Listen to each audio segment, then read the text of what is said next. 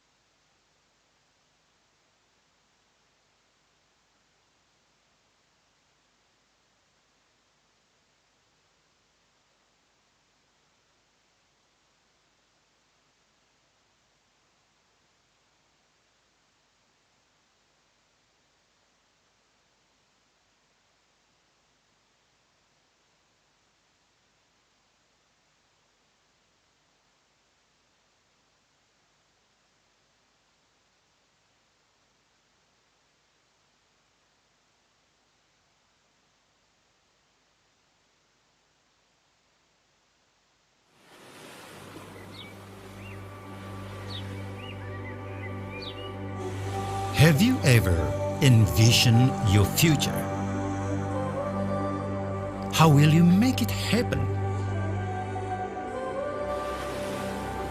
Higher education serves as a bridge to address your concerns.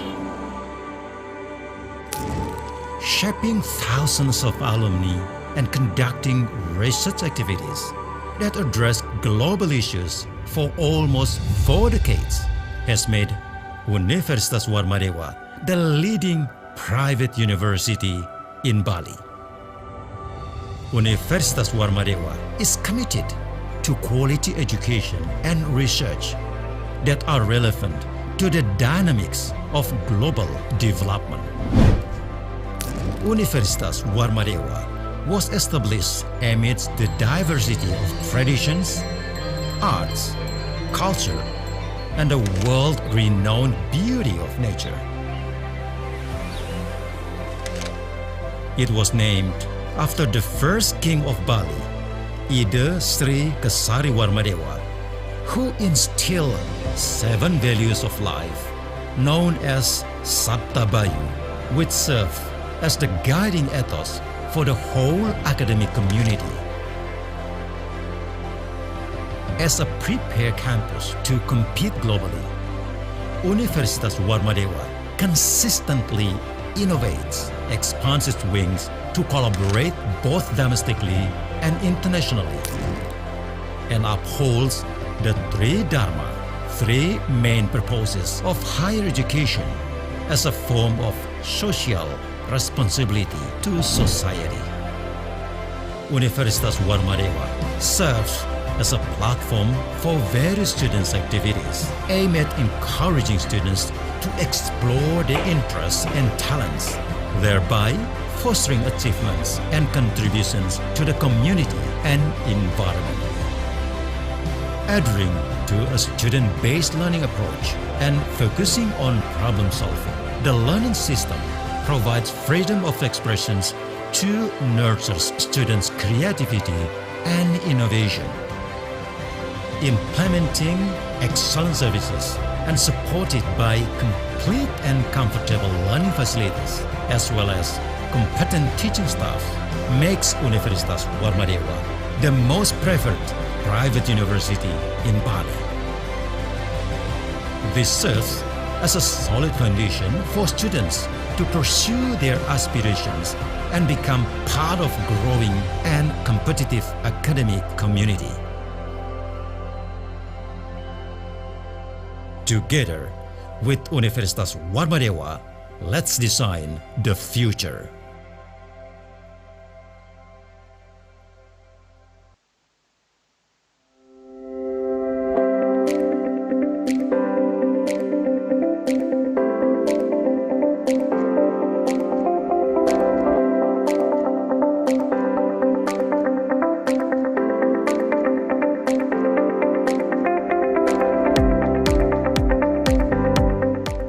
English Department Selamat Faculty datang of di Fakultas Teknik dan Perencanaan Universitas Warmadewa. Dalam upaya menciptakan lingkungan kerja dan belajar yang aman serta nyaman, Fakultas Teknik dan Perencanaan berkomitmen menerapkan sistem manajemen keselamatan dan kesehatan kerja secara menyeluruh. Saat ini, Anda berada di kawasan gedung Auditorium Ajna Dewi Universitas Warmadewa. Perlu diketahui bahwa area ini merupakan zona bebas asap rokok. Kami menghimbau Anda untuk selalu menjaga kebersihan lingkungan dan membuang sampah pada tempat yang telah disediakan. Fasilitas toilet tersedia dan mudah dijangkau di luar area auditorium. Toilet pria terletak di sisi kiri, sedangkan toilet wanita berada di sisi kanan gedung. Kebersihan fasilitas ini dijaga untuk kenyamanan semua pengunjung dan sivitas akademika. Ada dua situasi darurat yang mungkin terjadi di area ini, yaitu kebakaran dan gempa bumi. Jika terjadi kebakaran, harap tetap tenang dan tidak panik. Sistem deteksi asap di dalam gedung akan secara otomatis mengaktifkan alarm kebakaran. Jika terdeteksi adanya asap, sprinkler akan menyemprotkan air di titik api. Bila api masih dapat dikendalikan, Anda dapat menggunakan alat pemadam api ringan yang tersedia di sekitar area auditorium. Jika terjadi gempa bumi, segera lakukan langkah keselamatan dengan metode drop, cover, and hold. Jatuhkan badan, lindungi kepala, dan bertahan hingga guncangan berhenti. Hindari berdiri di dekat jendela, tembok, atau di bawah benda-benda yang dapat jatuh. Setelah kondisi dinyatakan aman, lakukan evakuasi dengan tertib. Jangan menggunakan lift. Gunakan tangga darurat dan selalu lindungi kepala saat turun. Segera menuju titik kumpul yang telah ditentukan di area luar gedung Fakultas Teknik dan Perencanaan Universitas Warmadewa.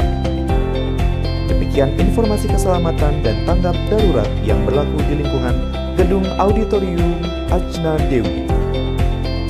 Untuk keamanan dan kenyamanan bersama, mari patuhi semua peraturan yang berlaku serta hindari tindakan yang dapat menimbulkan gangguan dan kerusakan. Salam safety.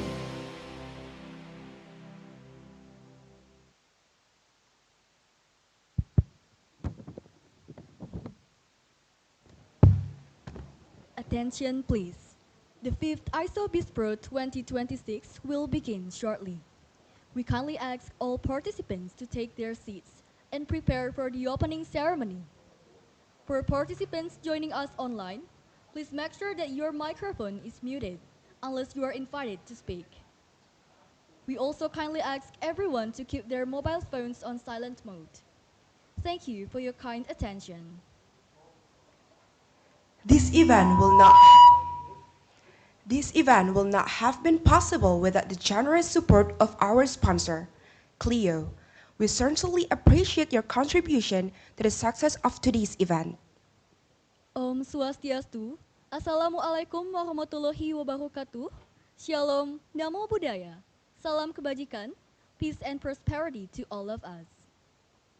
Good morning, distinguished guests, respected speakers, moderators, presenters, lecturers, committee members, and all participants joining us both on-site and online. Welcome to the 5th International Seminar of BISPRO, or ISoBISPRO 2026, held here at Universitas Warmadewa, Denpasar, Bali, Indonesia. This international seminar is organized collaboratively by the Business and Professional Communication Program of Polytechnic Negeri Jakarta and Universitas Warmadewa. This year's seminar carries the theme Interpreting and Professional Communication in the Digital and Industrial Era. The theme highlights the growing importance of interpreting, translation, and professional communication in a global environment shaped by digital transformation, artificial intelligence, and multilingual interaction across industries. Through keynote presentation, plenarization, and parallelization, this seminar provides a forum for academics, researchers, educators, and practitioners to exchange ideas, present research findings, and share professional experiences. Before we begin, allow us to welcome our distinguished guest. We are honored by the presence of the Honorable Chairman of the Sri Kesari Warmadewa Foundation, the Honorable Rector, Vice Rectors, Directors, Deans, and Faculty members of Universitas Warmadewa, the Honorable Director of Polytechnic Negeri Jakarta, Organizing Chair, Head of ISoBISPRO 2026, and faculty members of Polytechnic Negeri Jakarta. Our respected keynote speakers and plenary speakers, our respected presenters, presenters, moderators, and participants. Ladies and gentlemen, I'm Ayu. And I'm Chanya. It is our great pleasure to serve as your masters of ceremony for today's event. Ladies and gentlemen, please allow us to present the agenda for today's. 1. Opening ceremony. 2. Prayer. 3. Singing of the Indonesian national anthem, the hymns of Universitas Warmadewa and Polytechnic Negeri Jakarta and Sabta Bayu. 4. Opening dance. 5. Opening remarks. 6. Inauguration of ISoBISPRO 2026. 7. Keynote speaker stations. 8. Lunch and prayer break. 9. Plenary speaker session. 10. Parallel session. 11. Break. 12. Video profile presentation. 13. Closing statement and announcements. And the last, closing ceremony. Without further ado, let us begin the 5th ISoBISPRO 2026.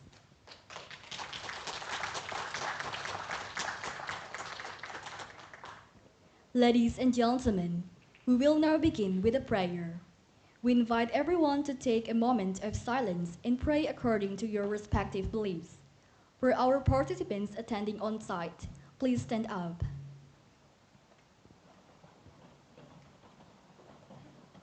To lead the prayer, we kindly invite the committee to come forward. The time is yours.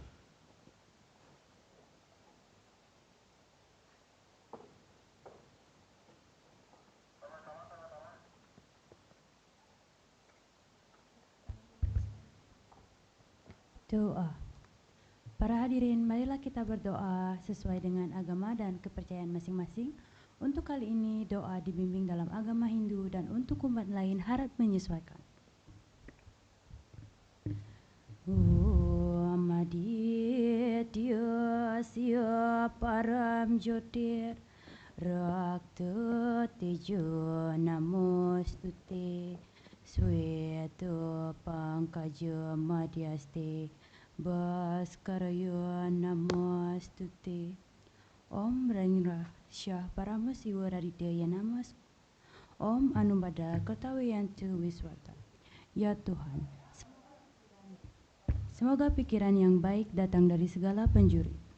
Puji syukur kami panjatkan ke hadapan Tuhan Yang Maha Esa, karena berkat rahmat-Nya lah kita dapat berkumpul dalam acara The Pai ISoBISPRO Interpreting and Professional Communication in Digital and Industrial Era 2026, a collaboration between Polytechnic Negeri Jakarta and Universitas Warmadewa. Tempat Universitas Warmadewa, Rabu, 22 Juli 2026. Om Yang Widi Yang Maha Bijaksana, kami yakin bahwa tiada suatu apapun yang dapat kami laksanakan tanpa perkenan Tuhan. Karena Tuhan Maha Pencipta, Pemelihara, dan Pelebur alam semesta ini. Ya Tuhan, semoga acara ini dapat memberi arti lebih bagi kami. Om yang widi, yang maha pengampun, kami menyadari bahwa pikiran, perkataan, dan perbuatan kami tidak semuanya sesuai dengan ajaran Tuhan. Oleh karenanya, ampunilah segala kesalahan kami, baik yang disengaja maupun yang tidak disengaja, agar segala dosa dan kotoran yang ada pada jiwa hamba menjadi sirna dan binasa. Karena Tuhan adalah sumber kesejahteraan hidup, jasmani, dan rohani. Om Purnam Bhavantu, Sriyam Bhavantu, Sukham Bhavantu, Om Dewa Suksamo Paramo Ashintyo Yanamo Swaha, Om Santi Santi Santi Om.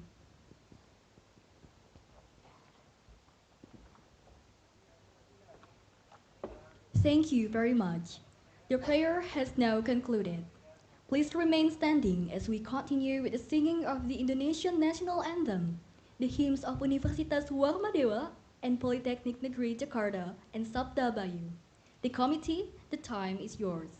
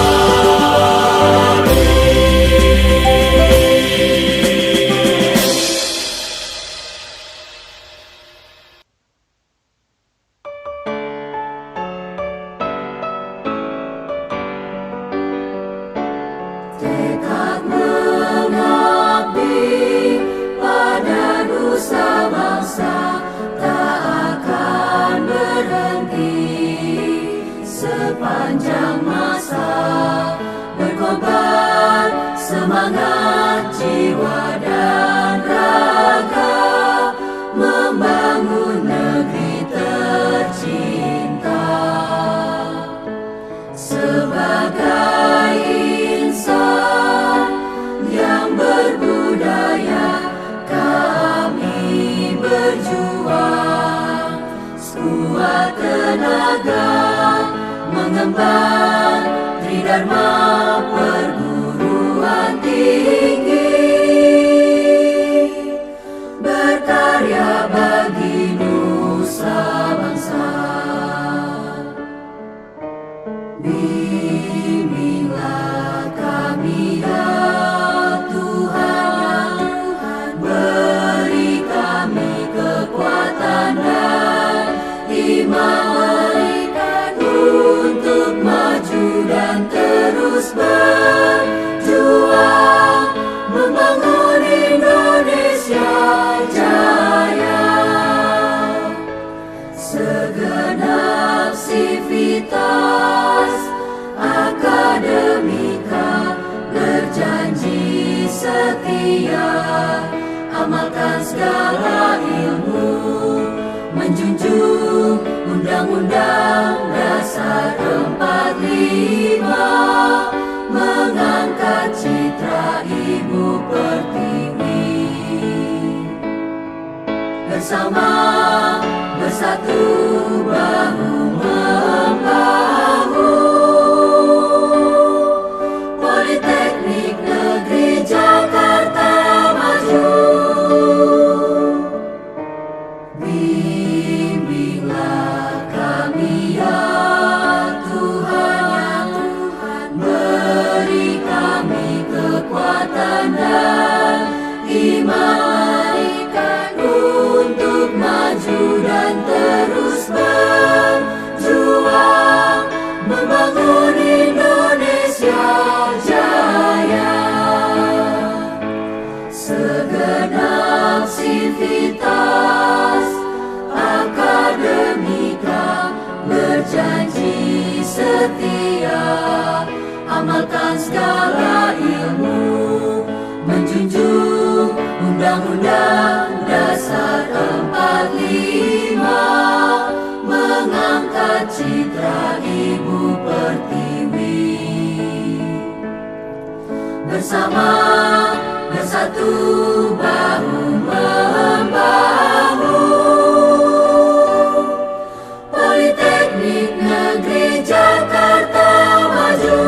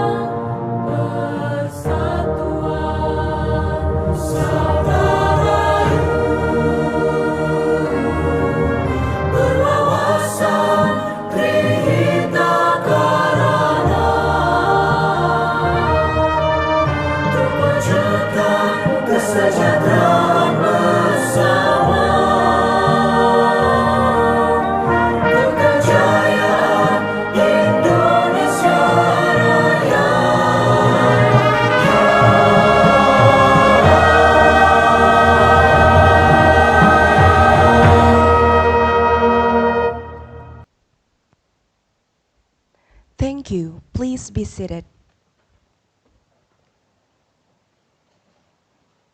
Ladies and gentlemen, we will now continue with the opening dance.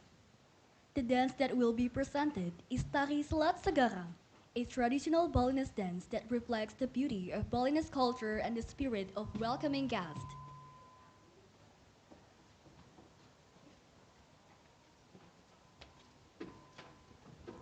Ladies and gentlemen, please enjoy the performance of Tari Selat Segara.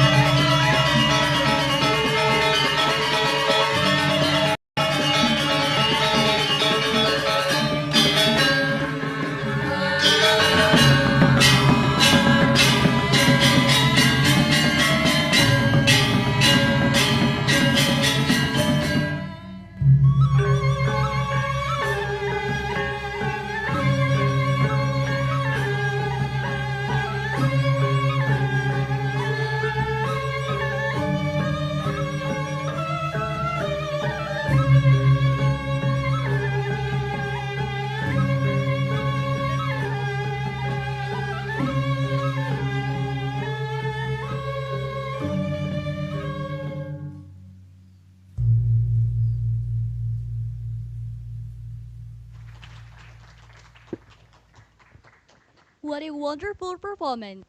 Thank you to the dancer for presenting such a beautiful performance of Tari Selat Segara. Let us give them another warm round of applause. We will now proceed with the opening remarks.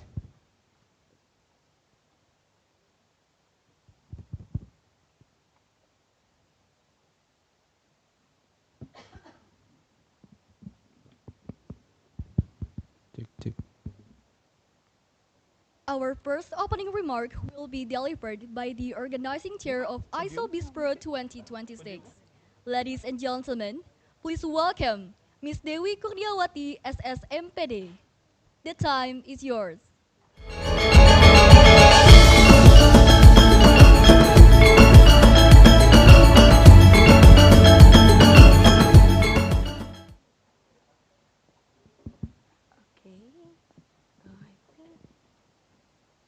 Assalamualaikum warahmatullahi wabarakatuh. Om Swastiastu, Namo Buddhaya, Salam Kebajikan, Rahayu. Good morning, distinguished guests, ladies and gentlemen. It is a big honor for me to welcome you all in this fifth international seminar of BISPRO, ISoBISPRO 2026. First of all, I would like to evoke my warm greeting to our distinguished guests. With us today, we have the Academic Vice Director of Polytechnic Negeri Jakarta, Professor Iwan Susanto, PhD, who is now joining us via Zoom online, and the Honorable Vice Director of Polytechnic Negeri Jakarta and the Head of Business Administration Department, Polytechnic Negeri Jakarta, Dr. Wahyudi Utomo, who are now joining us online via Zoom. And now with us today, we have the Honorable Rector of Warmadewa University, Professor Dr. Igede Suranaya Pandit, and the chairman of the Sri Kesari Warmadewa Foundation, Professor Dr. Ana Agung Gede Okta Wisnumurti. Thank you very much for your unwavering support and commitment for being our co-host to make this international conference possible. Thank you very much. And with us today, our distinguished keynote speaker, we have Alexandra Ludwig from University of Western Australia, and with us, Dr. Muhammad Alakat from University of Malaya, who is now joining us online via Zoom, and Dr. Iwayan Ane from University of Warmadewa, and our heartful appreciation for our plenary speaker, we have Professor Dr. Ina Sukaisi from Polytechnic Negeri Jakarta and Bu Inanti Pediran from Association of Indonesian Conference Interpreter. My warm welcome also for all participants, presenter, researchers, academics, students, and professionals. Thank you for joining our international seminars. And my beloved organizing team, thank you very much for your solid, fast, and efficient organizing team, both from Polytechnic Negeri Jakarta, from BISPRO, and also from Faculty of Letter, Warmadewa University. Thank you very much. Without your hard effort, this international seminar never happened. Thank you very much. Okay. I would like to inform that this year international seminar is particularly very special because it marks a very meaningful collaboration between Polytechnic Negeri Jakarta and Warmadewa University. And this partnership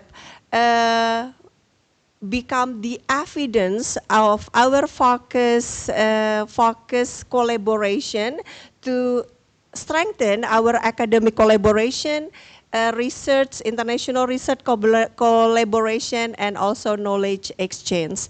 And I will also like to announce that this year's seminar has attracted 120 paper submission, and from many reviews, we only accept 102 papers that will be presented by 22 on-site participants and 80 online participants. And this growing number prove that today's researchers get alert for the global challenge and issues that in line with our today's topic about interpreting and professional communication in the digital and industrial era.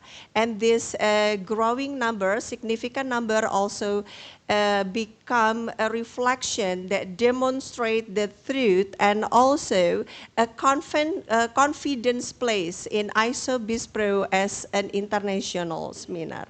So finally, everyone, I will just warm all of you. I hope that all of you will have a very fruitful and insightful discussion today. Thank you very much. Wassalamualaikum warahmatullahi wabarakatuh.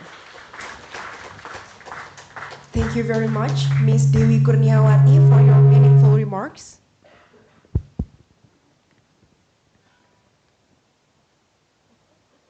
We will continue the opening remarks from the Academic Vice Director of Polytechnic Negeri Jakarta. Ladies and gentlemen, please welcome Professor Iwan Susanto, PhD. The remark will be presented through Zoom meeting. The time is yours.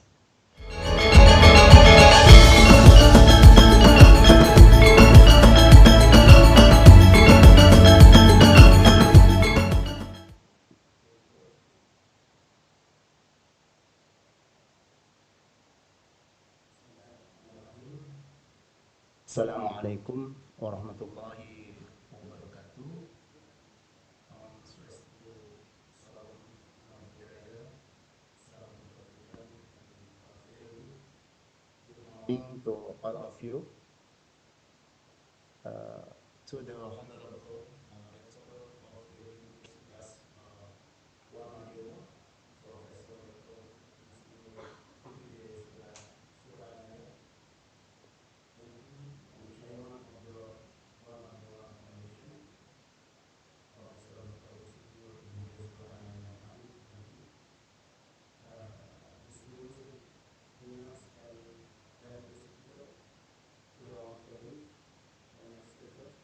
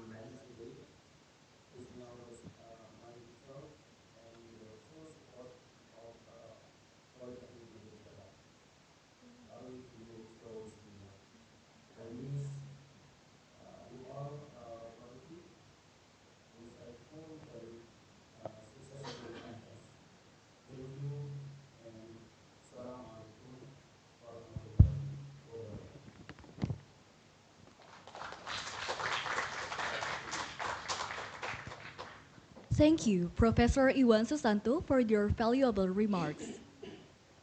We will now proceed with the remarks from the Rector of Universitas Warmadewa.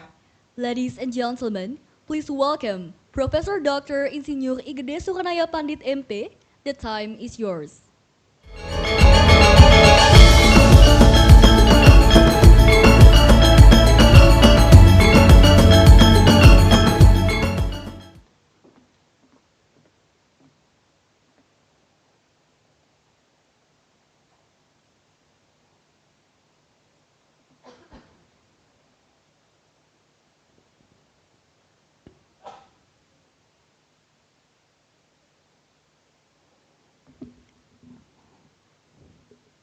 Okay, good morning. Thank you very much. Om Swastiastu. Assalamualaikum warahmatullahi wabarakatuh. Salam, namo buddhaya, salam kebajikan, rayu, rayu, rayu. Yang kami hormati Bapak Ketua Yayasan Sri Kesari Warmadewa, Bapak Profesor Dr. Ana Agung Gede Oka Wisnumurti. Yang saya hormati para wakil rektor di lingkungan Das Warmadewa. Yang saya hormati Direktur Politeknik Negeri Jakarta, Dr. Samsurisal SEMM. Yang saya hormati Ketua Panitia The 5 International Seminar of BISPRO, ISoBISPRO 2026, Ibu Dewi Kurniawati, SSMPD, and keynote speaker and narasumber Profesor Alexandra Ludewig, Head of the School of Humanity, the University of Western Australia. Thank you, good morning, Prof. Thank you for your coming to Bali, to Warmadewa University. Dr. Muhammad H. Alafad, Assistant Professor of University of Malaya, and Dr. Andus Iwayan Ana, M.Hum, Dean of Faculty of Letter, Warmadewa University, and Profesor Dr. Anda Ina Sukaisi, M.Hum, Profesor of Politeknik Negeri Jakarta, Inanti P. Diran, IDM, founder of Association of Indonesia Conference Interpreter, and Mrs. Kuntayuni, SSM Transitor, Lecturer of Warmadewa University, and all academic, researcher, praktisi, and student, and seluruh peserta, ya, segenap tamu undangan dan hadirin sekalian yang saya hormati. Pertama-tama marilah kita panjatkan puja dan puji syukur kehadirat Tuhan Yang Maha Esa, karena atas rahmat dan karunia-Nya hari ini kita bisa berkumpul di ruangan Sri Atnya Dewi Universitas Warmadewa dalam keadaan sehat, dalam rangka pembukaan The 5 International Seminar of BISPRO, ISoBISPRO 2026, yang mengangkat tema Interpreting and Professional Communication in the digital and industrial era. Atas nama Universitas Warmadewa, saya mengucapkan selamat datang kepada seluruh hadirin, seluruh tamu undangan yang telah hadir. Merupakan suatu kehormatan bagi kami dapat menjadi mitra penyelenggara seminar internasional bersama Politeknik Negeri Jakarta dengan Fakultas Sastra Universitas Warmadewa sebagai panitia pelaksana. Semoga kolaborasi ini bisa memperkuat semangat akademik serta memperluas jejaring kerja di tingkat nasional maupun internasional. Transformasi digital telah mengubah seluruh aspek kehidupan, termasuk tata cara kita berkomunikasi dan belajar, bekerja, serta kolaborasi. Perkembangan artificial intelligence, AI, machine in translation, dan speech recognition, hingga berbagai platform komunikasi digital telah membawa perubahan yang sangat signifikan dalam profesi penerjemah, interpreting, and komunikasi profesional. Namun demikian, di tengah pesatnya kemajuan teknologi, kita menyadari bahwa teknologi hanyalah sebuah alat. Nilai-nilai kemanusiaan seperti kemampuan memahami konteks budaya, membangun empati, menjaga etika komunikasi, serta berpikir kritis telah menghasilkan interpretasi yang menjadi kompetensi utama yang tidak dapat sepenuhnya digantikan oleh mesin. Perguruan tinggi memiliki tanggung jawab untuk menghasilkan ilmu pengetahuan, inovasi, dan sumber daya manusia yang mampu menjawab tantangan zaman di masa yang akan datang. Warmadewa University meyakini bahwa penguatan kolaborasi internasional yang memiliki peran sangat strategis untuk meningkatkan mutu pendidikan tinggi. Oleh karena itu, kemitraan berbagai perguruan tinggi, institusi di dalam dan di luar negeri akan dapat memberikan dampak yang luar biasa. Akhirnya, kepada seluruh peserta, pemanfaatan kesempatan ini dimanfaatkan dengan sebaik-baiknya untuk menambah pengalaman, menciptakan kolaborasi, dan membawa manfaat yang besar bagi kita semua.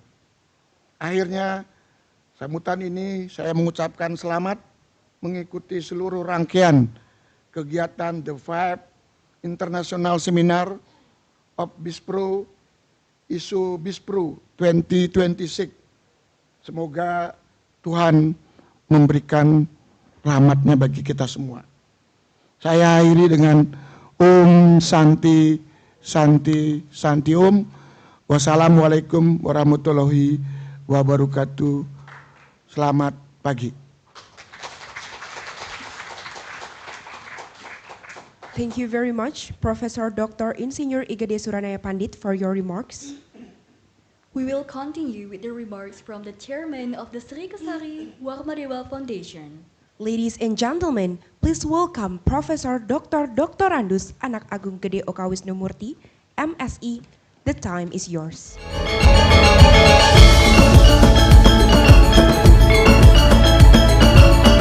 Om Swastiastu. Assalamualaikum warahmatullahi wabarakatuh. Good morning and warm greeting of peace, prosperity, and happiness to everyone present here today. Distinguished Rector of Warmadewa University, Director of Polytechnic Negeri Jakarta,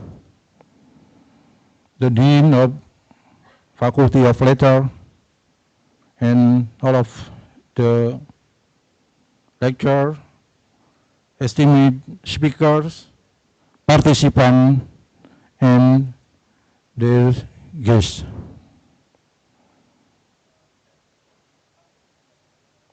Praise and gratitude to the Almighty God as we gather today, Wednesday,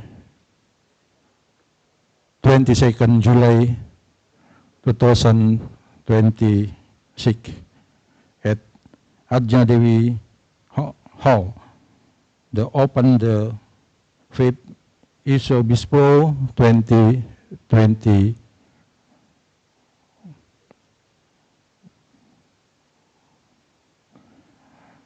On behalf of the Foundation, I warmly welcome all of you to this meaningful event in Bali. We highly value the strong collaboration between Universitas Warmadewa and Polytechnic Negeri Jakarta, united to advance knowledge in language and communication. The theme, interpreting and professional communication in the digital and industry era, is deeply relevant as technology and industries of philosophy rapidly currently interpretation and professional communication remain the vital bridge connecting national culture and progress. May this conference be a productive platform for sharing insight, building network, and inspiring new ideas. We thank all speakers, participants, and the committee for your dedication, wishing the event great success and abundant benefit for everyone. Thank you very much. Om Santi Santi Santi Om. Wassalamualaikum warahmatullahi wabarakatuh.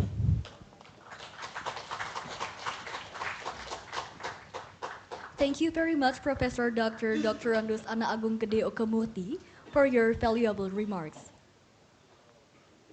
Please remain on the stage, sir, as we will continue with the inauguration ceremony of the 5th ISoBISPRO 2026.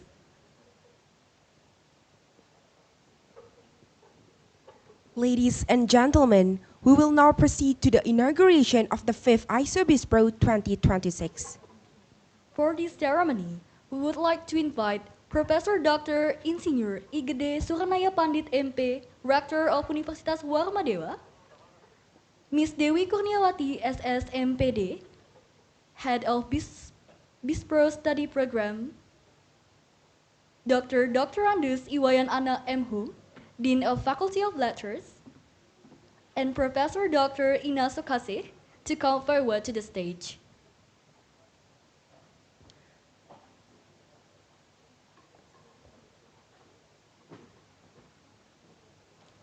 Ladies and gentlemen, let us witness the inauguration of the 5th International Seminar of BISPRO 2026.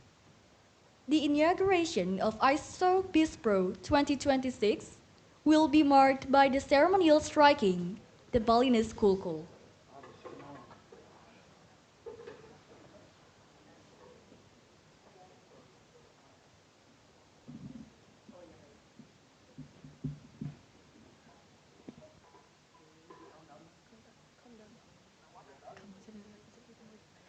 I will count down. 3, 2, 1.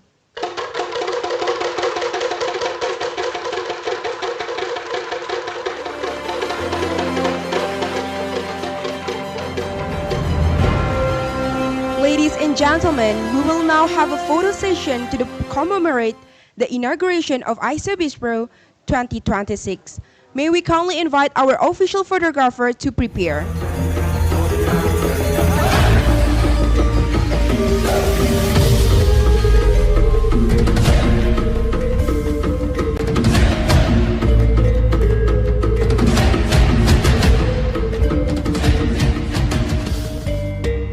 Thank you.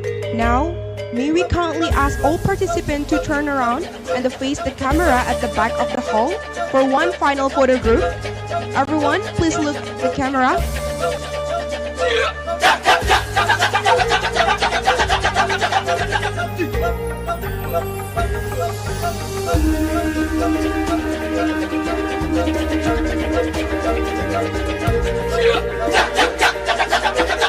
I will count down.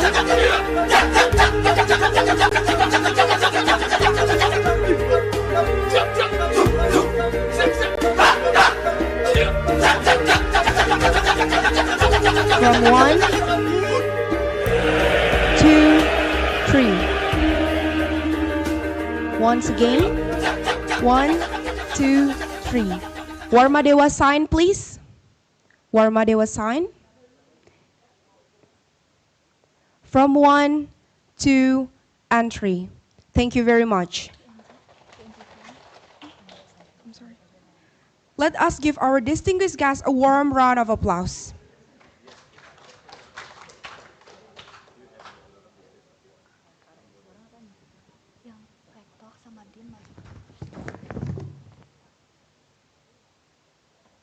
For the Rector of Universitas Warmadewa and the Dean of Faculty of Letters, please come forward to the stage due to souvenir handover.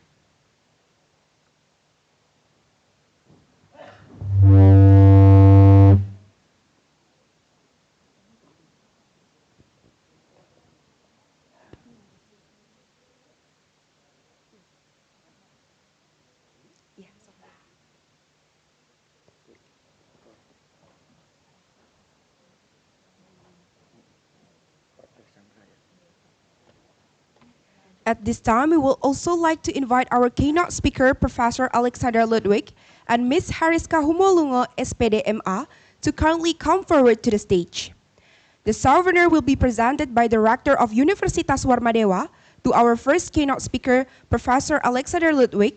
Meanwhile, Ms. Hariska Humolungo, SPDMA, will present the souvenir to our third keynote speaker, Dr. Randus Iwayan Ana, M.Hum. Ladies and gentlemen, we will now proceed with the presentation of souvenirs as a token of our sincere appreciation to our distinguished keynote speakers.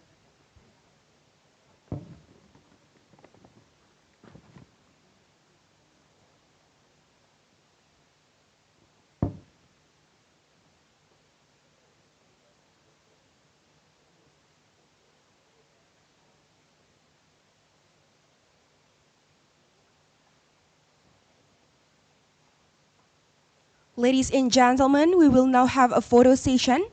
Everyone, please look at the camera. I will count down. 3, 2, 1. Once again, please. 3, 2, 1. Thank you very much. Let us give them a warm round of applause.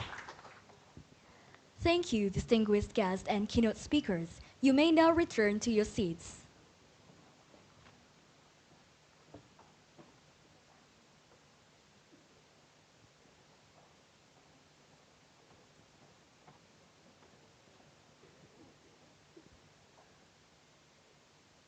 Ladies and gentlemen, we will now proceed to the first keynote speaker session.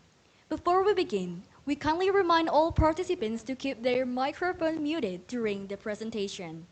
Participants may submit their questions through the chat feature.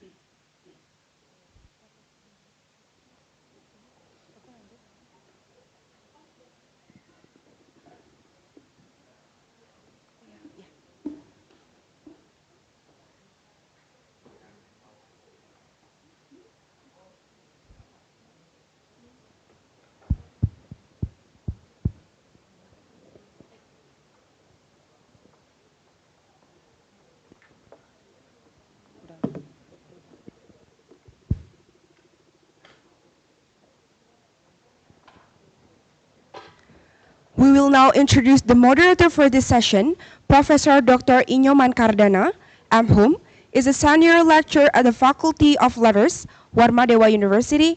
He is a professor of linguistics since 2015.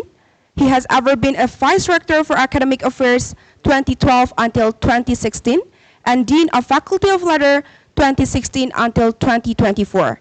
His research interest is more on linguistic descriptive. Please welcome Professor Dr. Inyoman Cardana, whom the time is yours.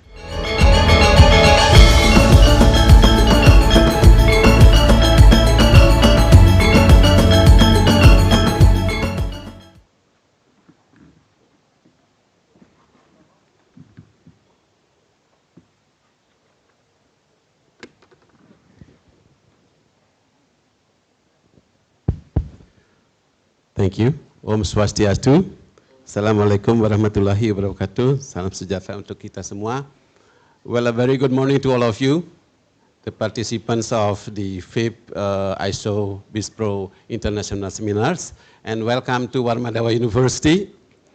And I think for this session, I'm Nyoman Cardana, as your moderator, will invite the keynote speakers. And of course, in this moment, we are very glad, everyone, since we have a very expert and professional keynote speakers in this case. And for this session, we have 3 keynote speakers. 2 from abroad. In this case is Professor Alexia from Australia. Welcome to Warmadewa University, and thank you very much for joining our international seminar today. And the second keynote speaker is Dr. Mohammed Alakat from University of Malaya. Thank you very much for joining our seminar and your willingness to be the keynote speaker for our seminar today. And in this case, I would like to inform you, everyone, that the second keynote speaker is going to present his own paper online via Zoom. And the last, in the third keynote speaker in this case is our colleague. In this case, the Dean of Faculty of Letters, Warmadewa University, Dr. S. Wayan Anem. Thank you very much. And of course, you should be ready to be the one of our keynote speakers.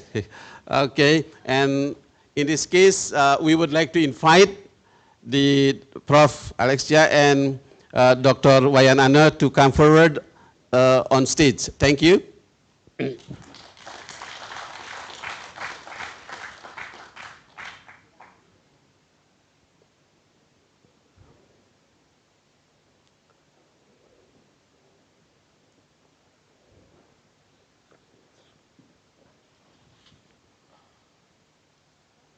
Well, thank you very much, and once again, thank you very much for coming to Warmadewa University.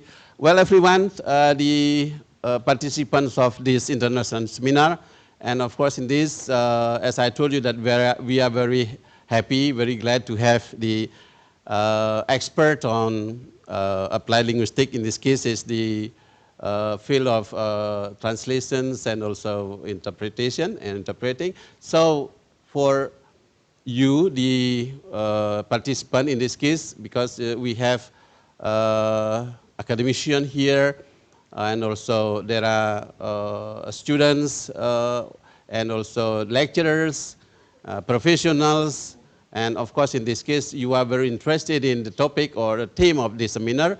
And now please pay your attention to listen the presentation of the keynote speakers today, because they all are very expert in their own specialization. And now, before they present their own paper, I think I would like to read their own curriculum vitae first. And for the first keynote speakers, I would like to inform you about her qualification.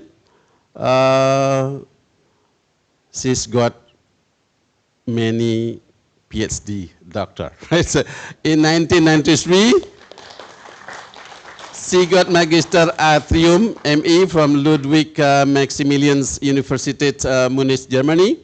1995, Doctor of Philosophy, PhD, from the University of Queensland, Brisbane, Australia. In 1998, Doctor of Philosophy again, from Ludwig Maximilians University, Munich, Germany.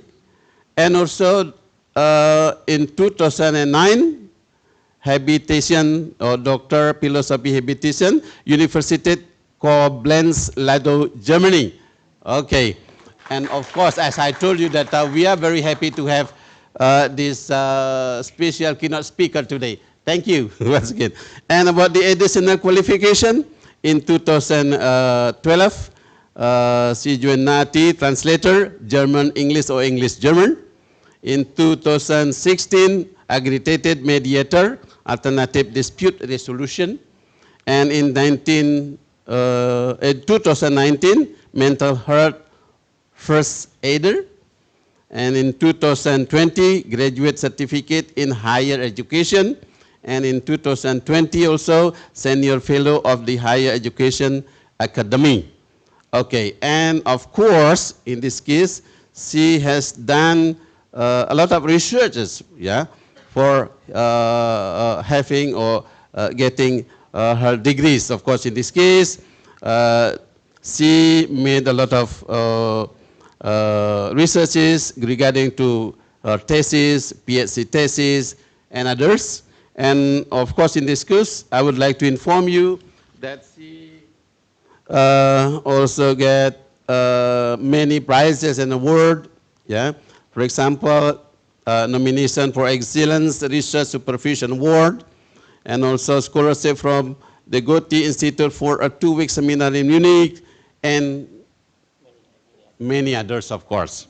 And especially for research fund, okay, research fund and award, she's also got plenty of research funds. In this case, for example, NCP funding, about $160,000. Oh, okay, you may imagine. Yeah. And then also consultancy for autobiography project, about $30,000. Yeah. And printing and production subsidy for UWAP book from Catalyst Enterprise. It is about $51,000 and many others. Yeah, of course, in this case, because of the very limited time, I cannot read all. Yeah, but that's it's enough information from the first keynote speaker we have for our seminar today. Okay, and without further ado, and we would like to invite the first speaker, Prof, to present your own paper first, because I think your allocated time is about 20 or 30 minutes maximum, right? Okay, okay, thank you very much.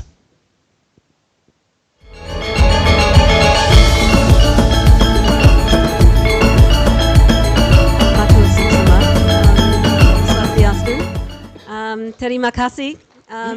Selamat pagi. Apa kabar? Baik, bagus. Okay. Nama saya Alex. Saya berasal dari Jerman, tetapi saya tinggal di Perth.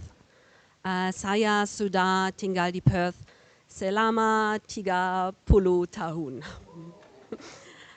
Saat ini saya berada di Bali. Saya belajar bahasa Indonesia. Pengalaman saya selama minggu di Indonesia sangat bagus. Teman-teman, today I would like to talk about pengalaman, experiences. I want to talk about ethics. I don't know whether my slides will be up. Is there a possibility to get my slides? Yes, okay, good. I would like to start with a poem by Indonesian poet Khairil Anwar. So if we could have the next slide, please. Thank you. The poem is called Prajurit Daja Malam, and it was written amid Indonesia's struggle for independence.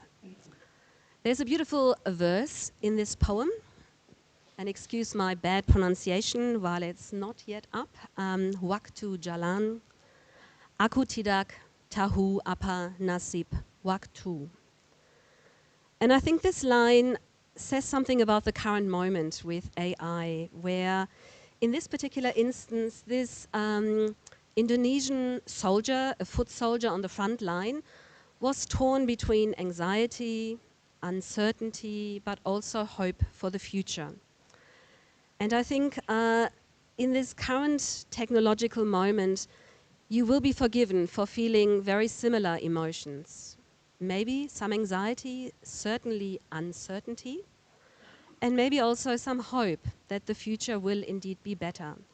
So when this poem was penned in 1948-49, as you can see, the hope eventuated, and the hope was the dominant particular emotion that came through. So yes, I think it is quite useful not to despair. There are a lot of times when I myself think, oh, what's happening right now?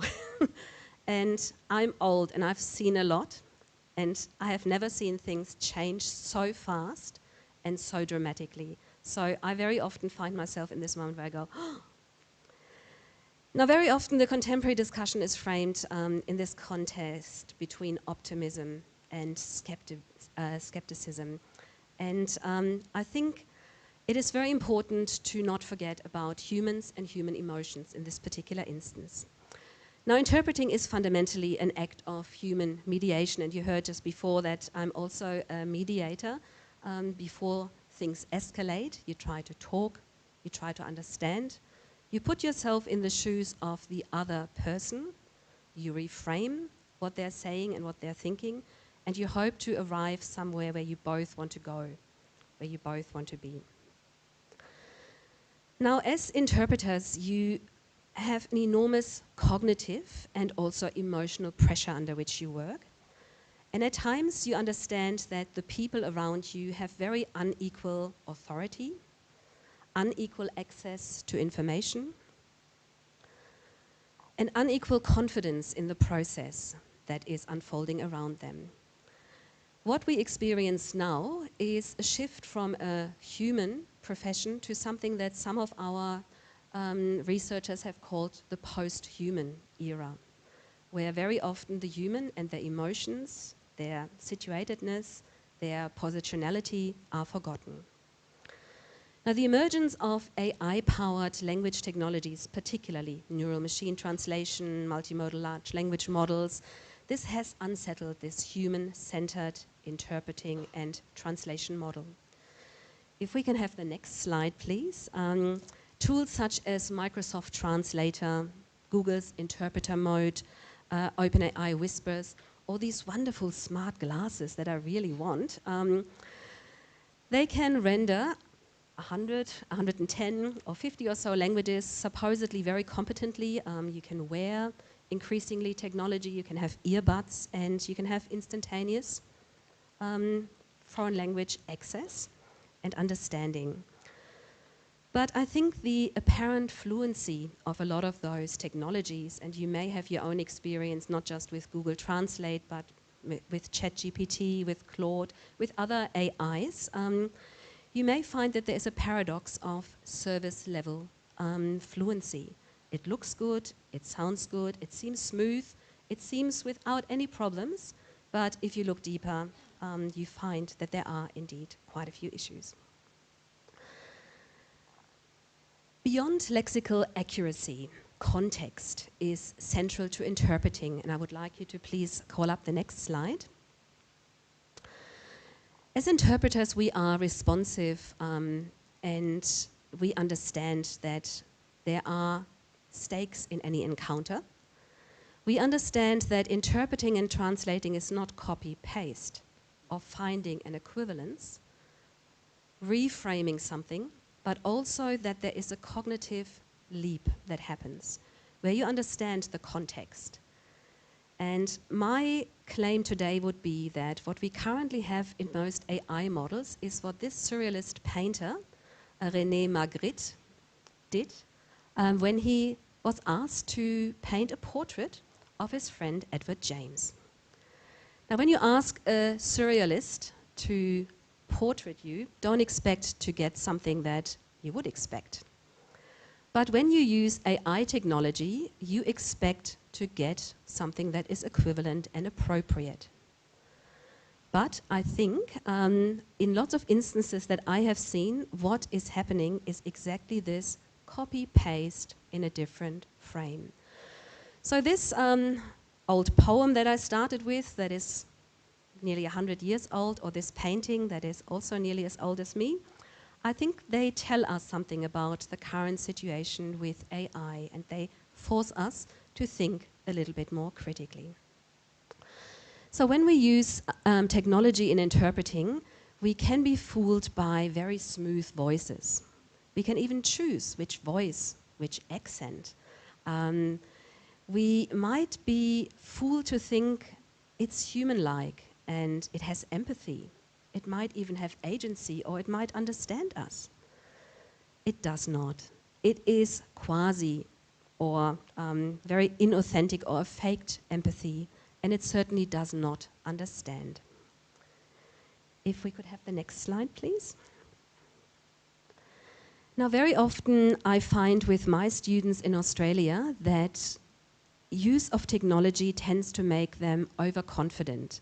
They think they already understood something, or they think they already know something, or they look at something that has been produced by AI and has been slightly modified by them, and they have confusion about authorship. They think now it's theirs and that they own it. The different abilities and this overconfidence in technology, I think, is another thing that we should not forget when we are dealing with technology that for the large part can be invisible. So Venuti's long-standing phrase that translators are best when they are invisible, or how visible should an interpreter or translator be, now gets another complication. Now it's also the invisibility of the technology. Very often we don't see to what degree technology has been used, what substitutions technology may have made, what uncertainties technology may have smoothed over. Where technology just sounds good and fluent and confident, but where it actually just thought, I don't understand, but most likely this is the word, and substitutes something without understanding, just simply based on probability and statistics. A colleague of mine, for that reason, has called generative AI not generative, but regurgitative. And if we can have the next slide, please. So when you think about it, if AI tries to be creative, it very often comes up with nonsense. So the safest modus operandi for AI is to reassemble chunks that have worked supposedly before. So it draws on something that is actually not generative, but regurgitative. So it is just reusing, maybe in different contexts and sometimes not so successful, but it is not truly creating, and it is certainly not understanding. It's not coming from a place of knowledge, hermeneutical understanding of the situation. When I use AI, I'm very often surprised about my own naivety. I come from Germany, and in Germany we recycle and are very careful with our rubbish. And I would go with my plastic and my glass and my metal a long way to put it in the right bin. When I use AI, I use a lot of resources. I cannot recycle enough in my life to make up for the resources that I waste.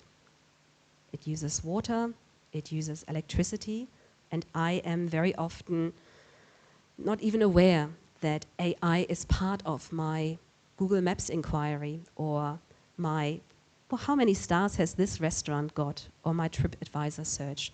AI sits behind everything.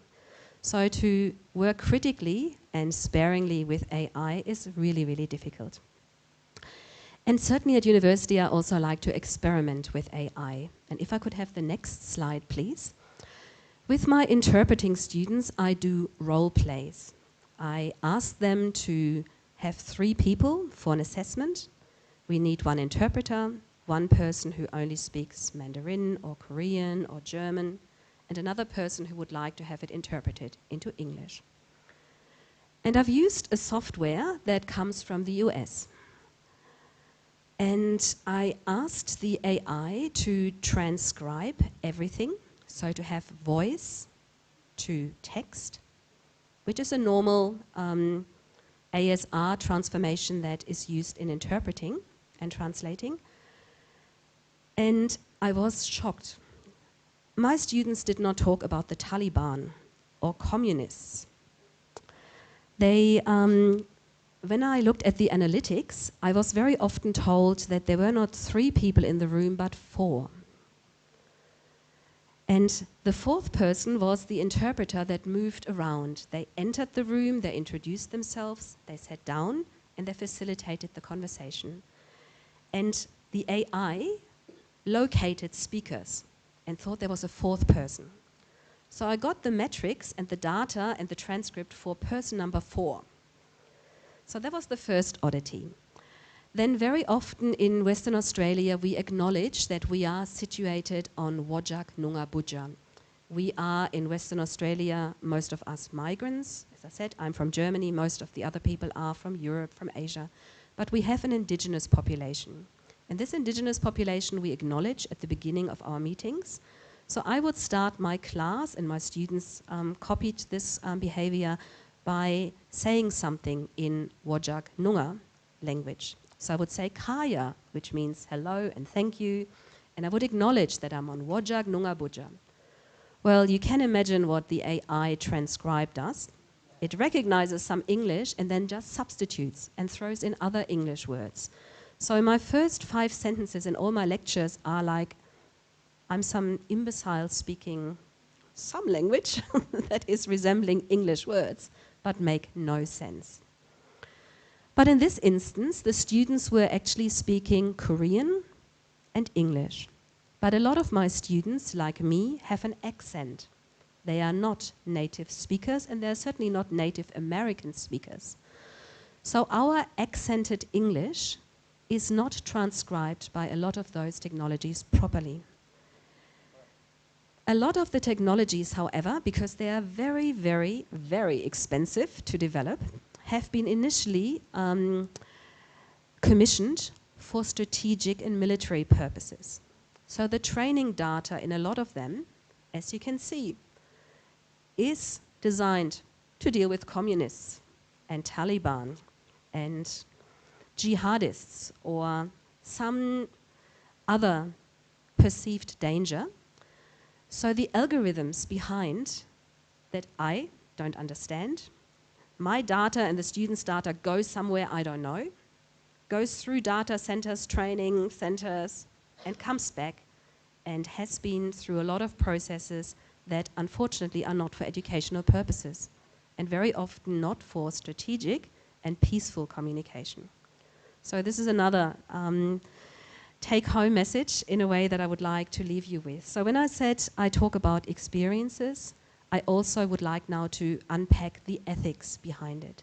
So I already mentioned that there are some ethical considerations that we have to keep front of mind. We don't know what our data is used for. We don't know what our data is triangulated or matched and meshed with. We don't understand the algorithms, and we are certainly happy when good things come out and it works, but we have no control. And it's big, very often multinational or just one national big companies that are using our data. So keep that in mind as well. It's not just the copyright issue, but it is your voice, the way you speak, your prosody. Nobody can guarantee me that my voice is not used in some terrorist setup or training camp. So again, you give your data away.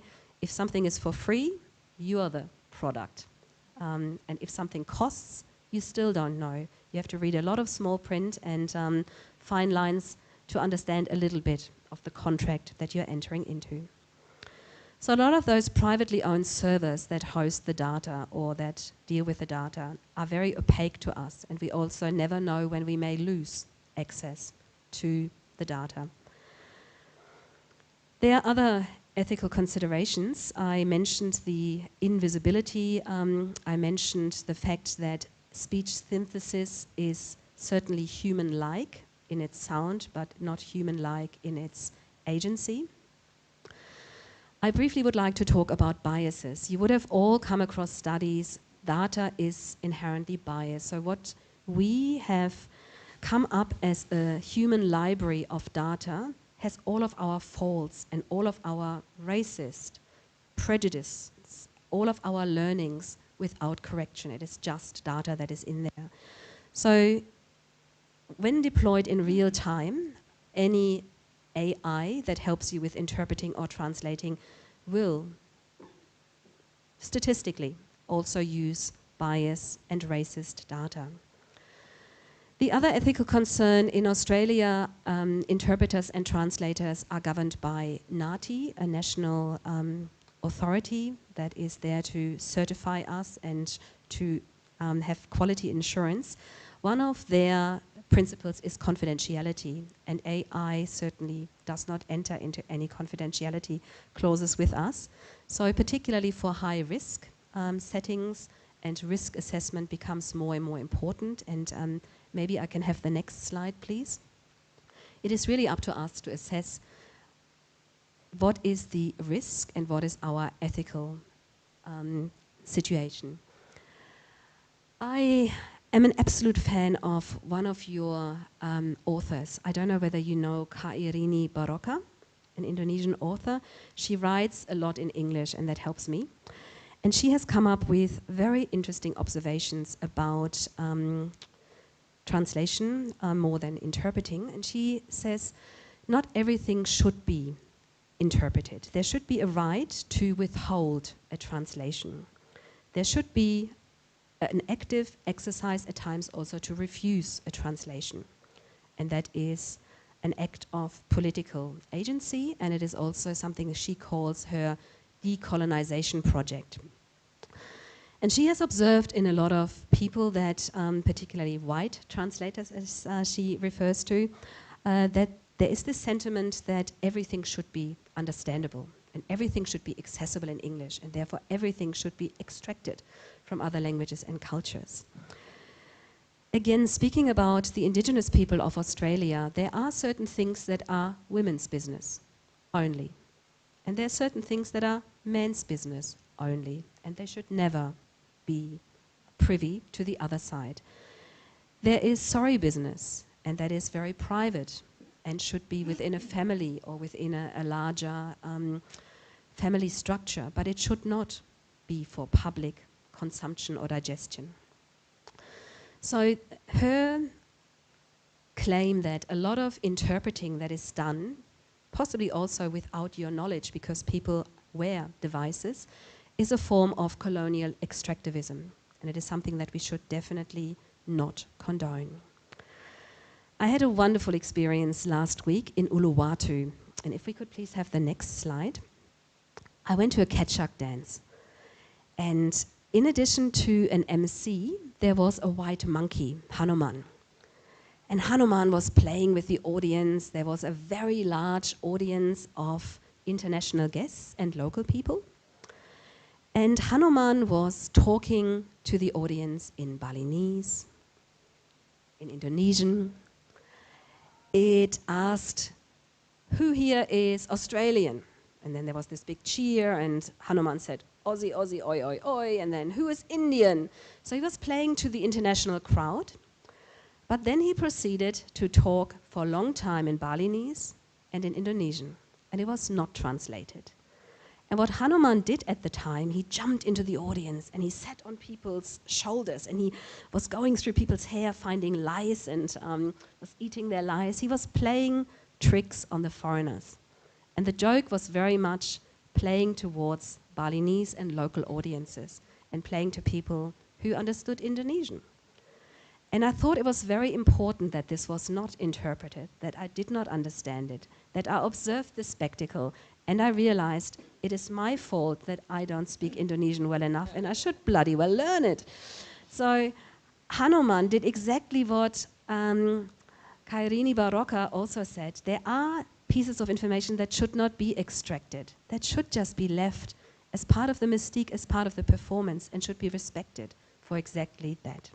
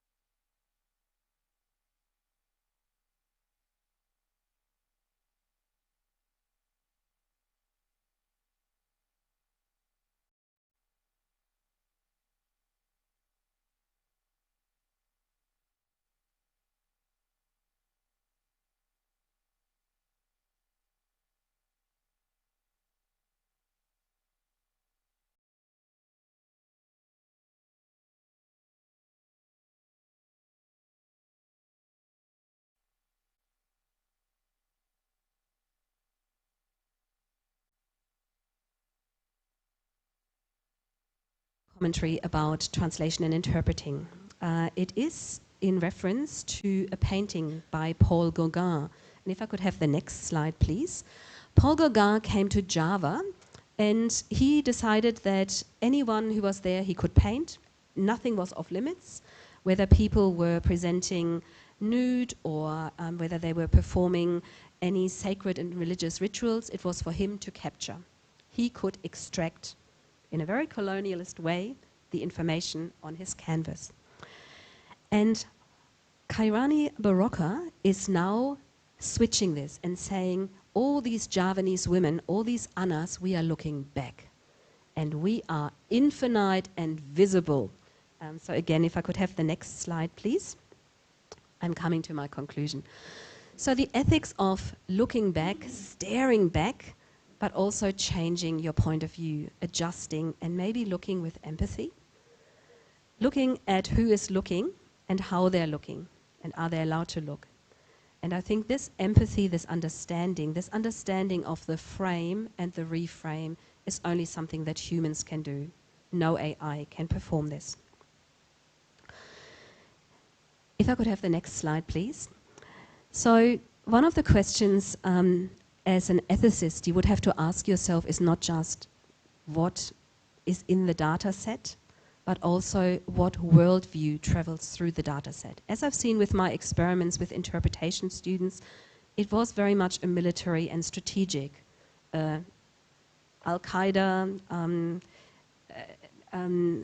Islamophobia worldview that came through, a communist anxiety. We very often may get through an AI a response in another language, let's say Indonesian or Balinese or an indigenous language, but the worldview that travels is American in most cases. If you use some Chinese products, it might be Chinese, but it is not a cultural worldview that is in the right frame, that is reproduced.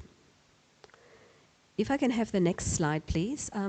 Very recently there was an article on The Conversation where it says AI fluency in other languages hides the Western worldview.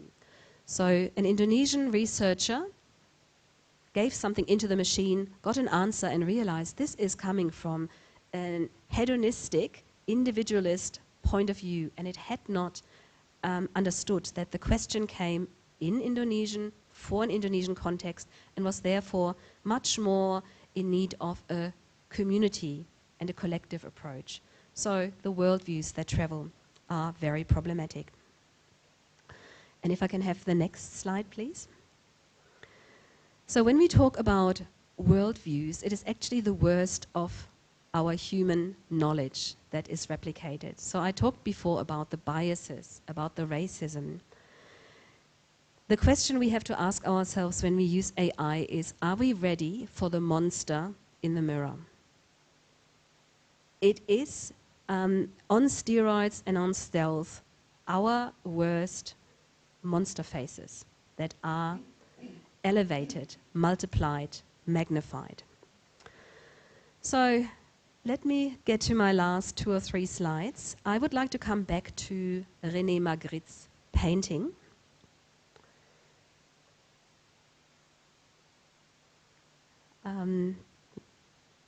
No, we're going in the wrong direction.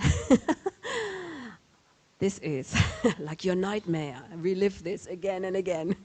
Could we please have René Magritte's painting? There are actually a few modern adaptations that are also including female point of views. Further, please. Further. Next. Next. And yes, that's the one. So there are some adaptations that are actually quite clever, but they're missing something. When you look at René Magritte's original, what is in the corner on the mantelpiece? It's a book. And it's actually a translation. It's a book by Edgar Allan Poe, and it's been translated by Baudelaire. And while the mirror does not show Edward James's face, the mirror actually shows the book correctly. It reflects the book. And what does it do with the name of the author and the translator? In the mirror, the translator is first. You see? The logic, it has reflected the image And first is the name of Edgar Allan Poe, and then Baudelaire, the translator. And the mirror actually shows you in the order. The original is second, and the translator plays the pivotal role. If we go to the next slide, please. So a lot of the adaptations of this painting leave out the reference to translation and interpreting and the role of the original and the copy, the source and the target text. And it is really only an interpreter that would understand those references. A translator, an interpreter that is sensitized to this particular detail and can therefore frame it correctly and would not leave it out. So I would say as humans, you are able to understand silence. A machine just says, no input, there must be a problem. But you understand what silence could all mean in different contexts. You understand the gaze, the register, tension. You understand that a synthetic voice is not human, and that there's a lot of transparency required when you use AI. My last few slides, if I can please have the slides. So we are going the wrong way again. What I'm trying to get at is we have to be ready for this monster in the mirror, and we have to understand how we can work constructively with the monster in the mirror. Further, please. Yeah. So when I put my keynote, one further, please. I'll go to the last slide now, where no, the wrong way. I would like to show you what happened when I put my keynote through ChatGPT. And I said I would like to have a fierce critique of it, please. And AI said a lot of things like, your sentences are too long, and there's way too much Indonesian examples.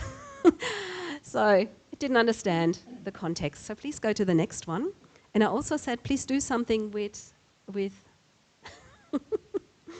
I would like to have the ChatGPT image of, no, the next one, please. I'm past that. Further. This one. So I asked ChatGPT to please come up with what would a non-serialist, you see my prompt at the bottom, so the portrait of the friend, I gave it the prompt, please show what's in the mirror. And it actually should have been a monster face. So I think it is very important for us to understand that AI is still at a stage where it needs a lot of our love and attention and empathy and input. So yeah, I would like to leave you with that.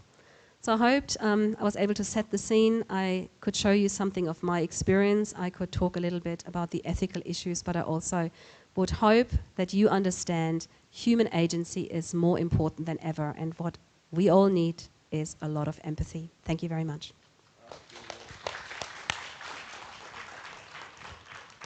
Well, thank you very much, Prof. Alex, for your presentation. Well, ladies and gentlemen, the participants of this international conference seminar, we just now listens the presentation from Prof. Alex. Yes, of course, from the presentation, we know that the position of the translation and interpreting nowadays, it is between human and machines. And of course, in this case, don't worry that absolutely there are many things, there are many points that the machine cannot do. And of course, in this case, human still needs to make or do the best translation. Well, I think the audience joining this seminar offline and also online. Of course, in this case, you have written some questions, or please keep your question first, because based on the regulation from the committee that we have to invite the all keynote speakers to present their own paper first. And at the end, after they finish presenting their own paper, we will have a terms to invite you to deliver your questions, okay? Be patient to keep your question, and then we would like to invite you at the end of this session, okay? And now we come to the second speakers. We would like to invite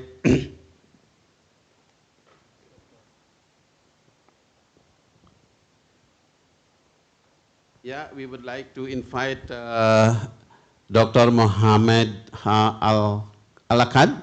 And of course, in this case, we would like to read his short profile or CV. And of course, in this case, we all have to know about who Dr. Mohammed is. Okay, Dr. Mohammed Alakad is an academic, a researcher, translator, and interpreter specializing in translation interpreting studies, applied linguistic, educational technology, and the application of artificial intelligence in language education and research.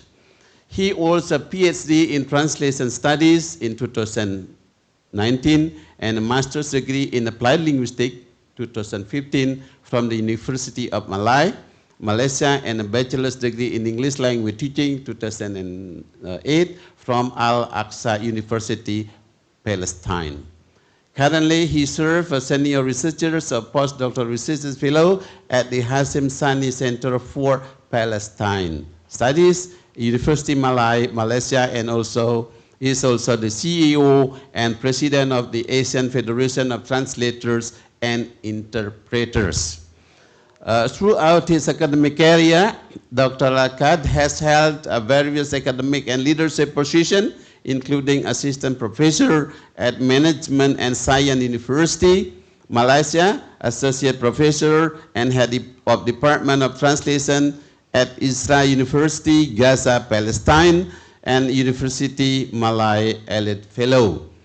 As a professional interpreter, he has provided simultaneous and consecutive interpreting services for various international organizations and high-level events, including the ASEAN GCC China Summit, the ASEAN GCC Economic Forum, the ASEAN Football Confederation Congress, and the International Tennis Federation. He also served as an official interpreter for King of Saudi Arabia during his state visit to Malay in 2017.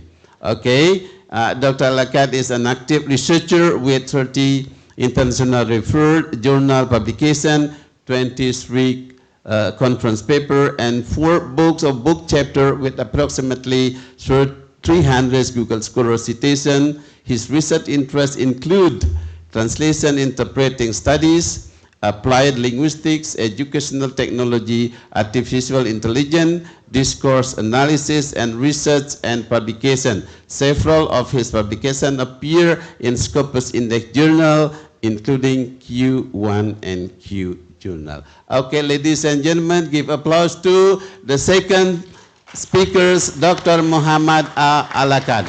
To Dr. Muhammad Alakad, time is yours.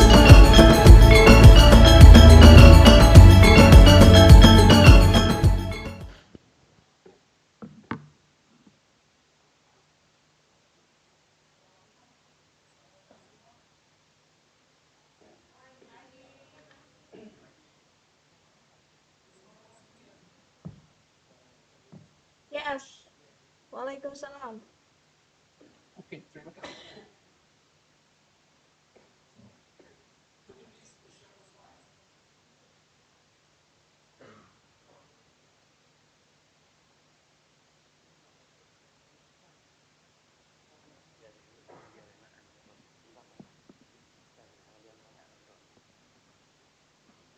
Yes.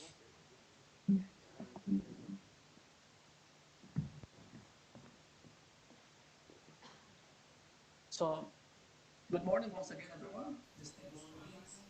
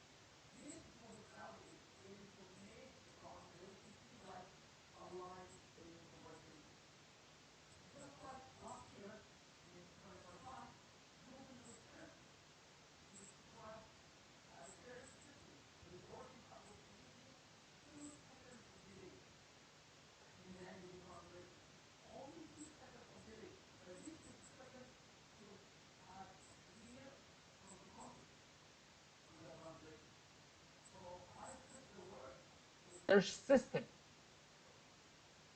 So this is not a separate promise that every product or language asset or acoustic environment will deliver the same result.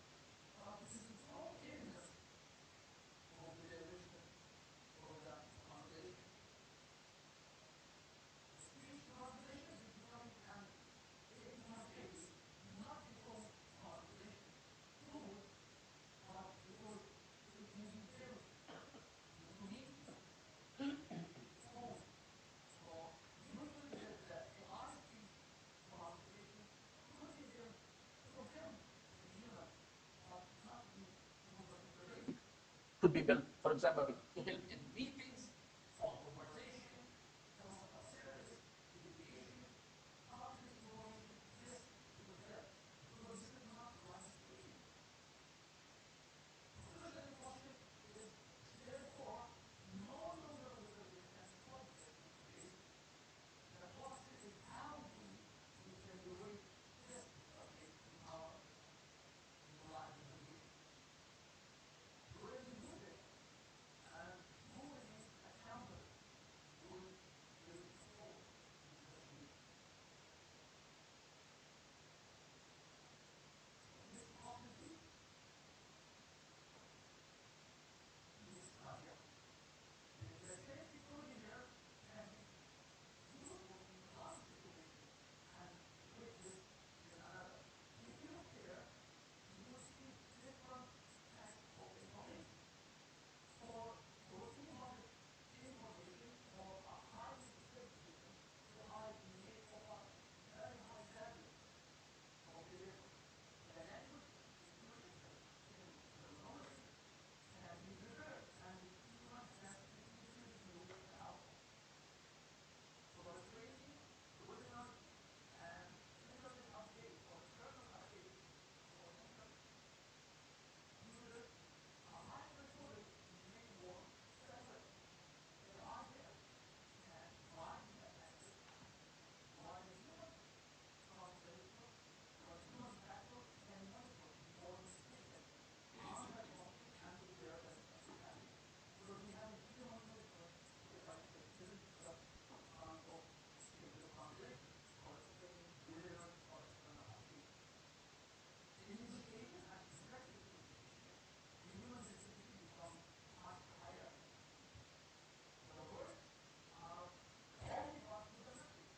Time, we have time, also we have to clarify the message. Third, relationship, body language, describing ambiguous matter, terminology. AI may support preparation for this kind of meeting or negotiation and provide a handling channel of exert conflict resolution, likely become the decision maker. Because handling the negotiation could have unintended consequences. In healthcare, research, military information crisis, conflict, or diplomatic communication, the concept of translation error may be very serious and difficult to reverse.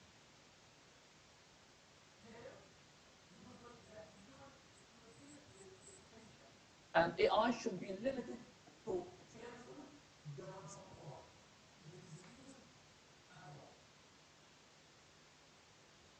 So the ability of the evaluation is not simply the language pair, it is the language pair plus the domain where we can use AI. The speaker, the accent, the audio position, and the communication purpose, the privacy requirement, and the truth of behavior. Also, responsibility. If there is any failure, who will be responsible behind it? Who has the responsibility? So the decision rule is this.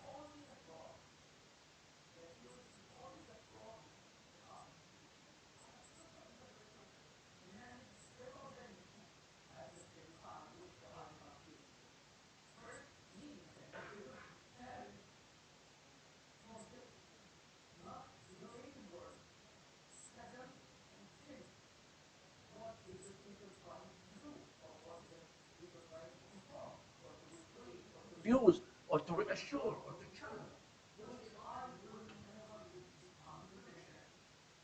Third, the pragma of the answer is very important.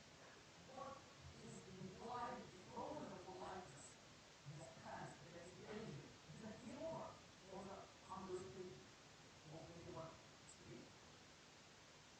Fourth, the cultural effect. What the responses, known or intended, shape how the message will be understood. Also, the interaction. Who has the floor?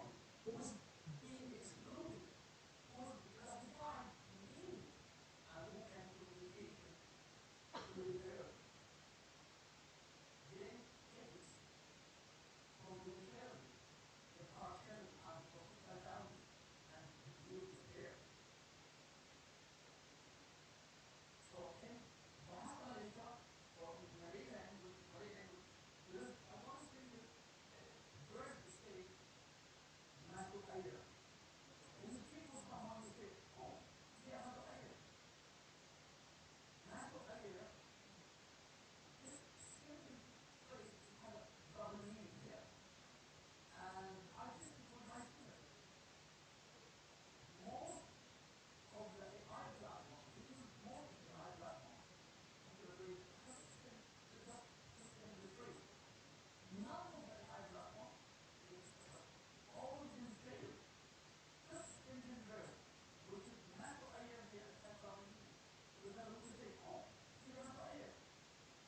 Just when you finish the talk, it means, oh, this is crazy. He will ask, masuk air.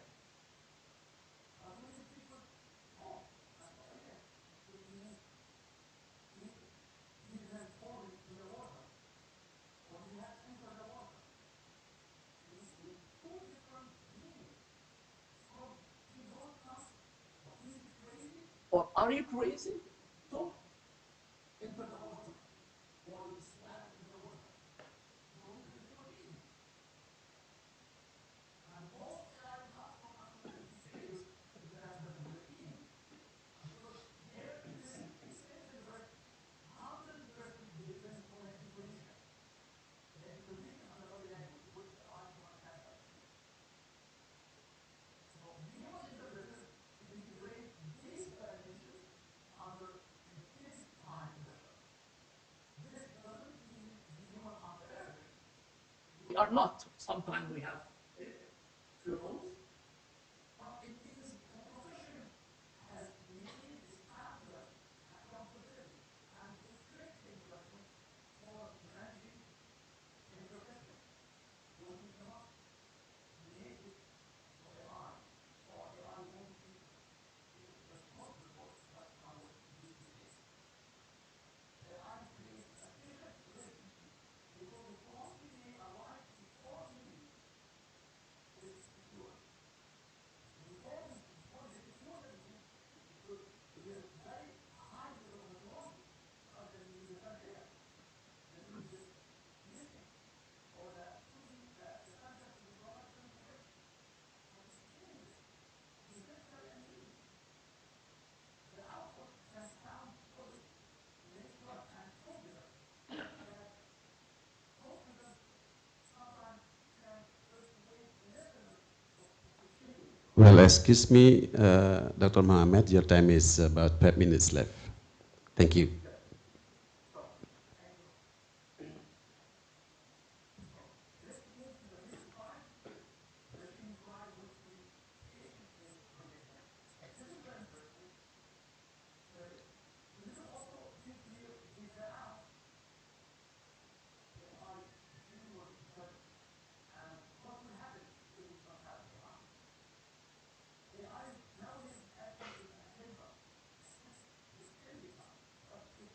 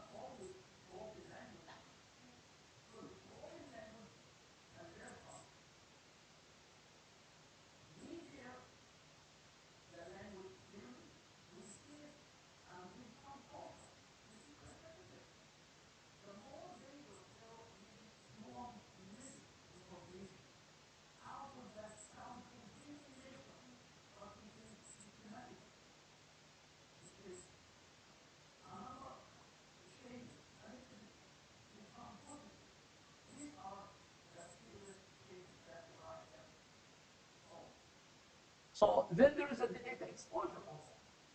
When we integrate AI, most will be going behind expose the data centers that manage or that operates AI. The lesson is simple. Fluency is not reliability. Evaluation must use replicated audio, real technology, realistic conditions, and the actual because the system is supposed to be scalable.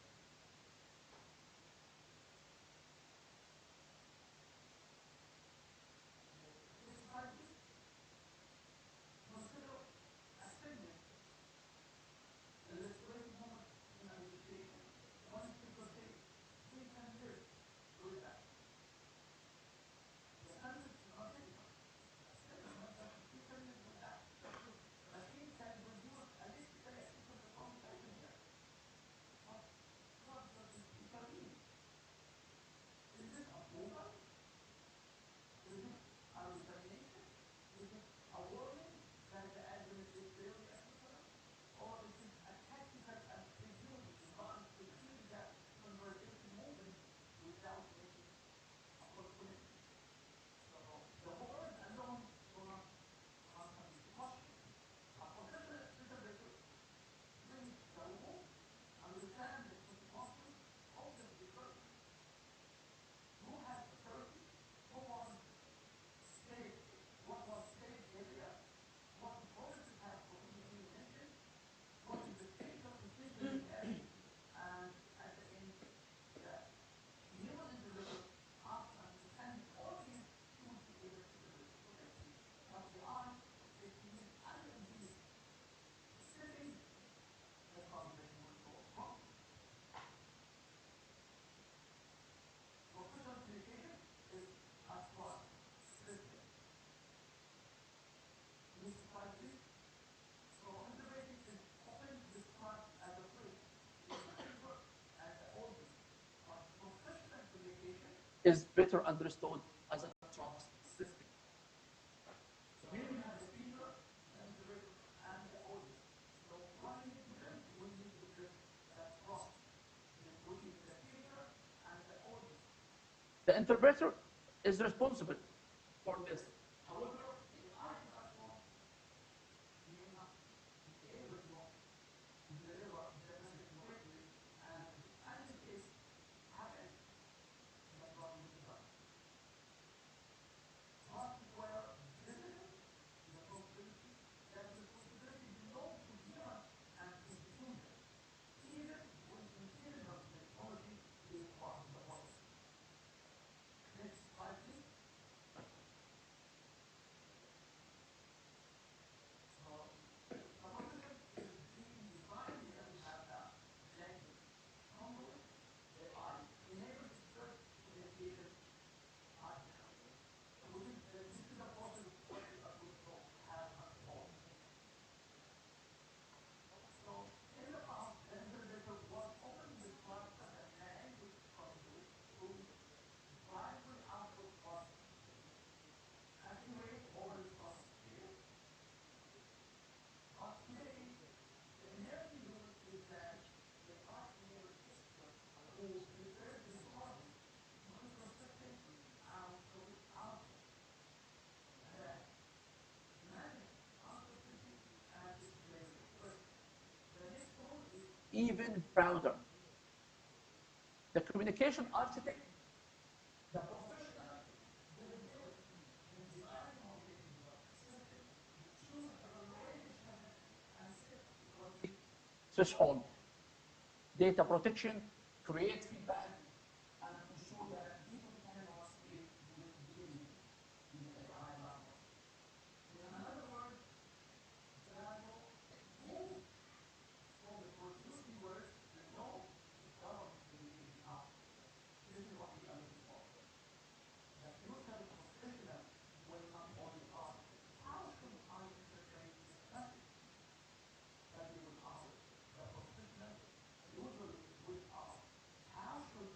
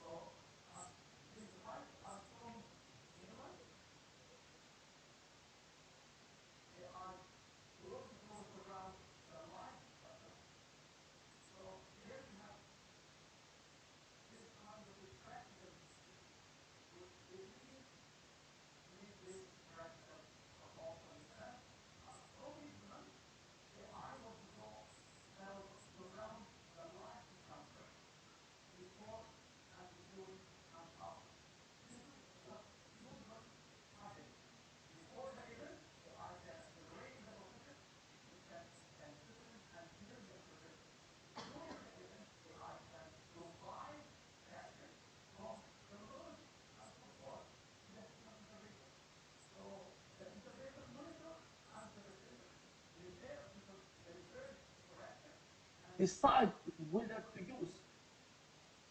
After the event or post the event, AI again will feed with the citizens to compare reports to their status of that event or that notification. Once the human reviews the content, correct the record where necessary, and close the determined loop.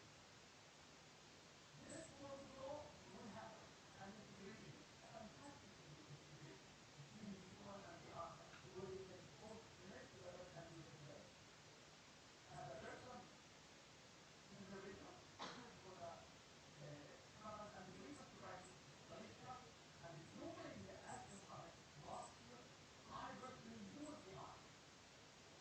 We were allowed to use AI, but during the Ask Summit, they engaged more than 25 interpreters. And they were able to engage AI, but 25. Why? Because they were actually from even one code, the interpretation with that specific, with them the entire topic, which took millions to organize. So they integrate human interpreter, and we use AI. We have the opportunity to use AI to accelerate the transition, to scan our documents, identify between the terminology and between the resources. So AI can help us further contribute to our own clear and useful interpretation. We are not going to delete AI interpretation. This is what we were doing. We were interpreting every single word. And when you say interpret, it doesn't mean you need to interpret every single logic explicitly, because this is not interpretation. When you interpret every single word, you are making mistake, which is totally wrong. You need to interpret the content. For example, let's take a mistake, 100 words, but you interpret only 50 words. Why? Because you need to interpret the content, not to interpret any logic explicitly. You need to interpret what is the message and to deliver the message that the speaker is trying to say. So the goal is automate a system, preserve human authority, with data speed, and scale without sovereignty. So the last two slides, in all integrators, we need a wider competence stack. This is what we need to prepare for our small integrators. This transformation has driving implications for education and for professional development. First, the integrator mastery remains the foundation.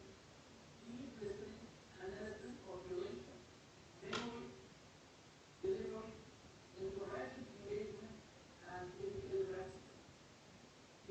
Ignoring user trust remains is less important. It makes we from understanding easier to run or easier to hide.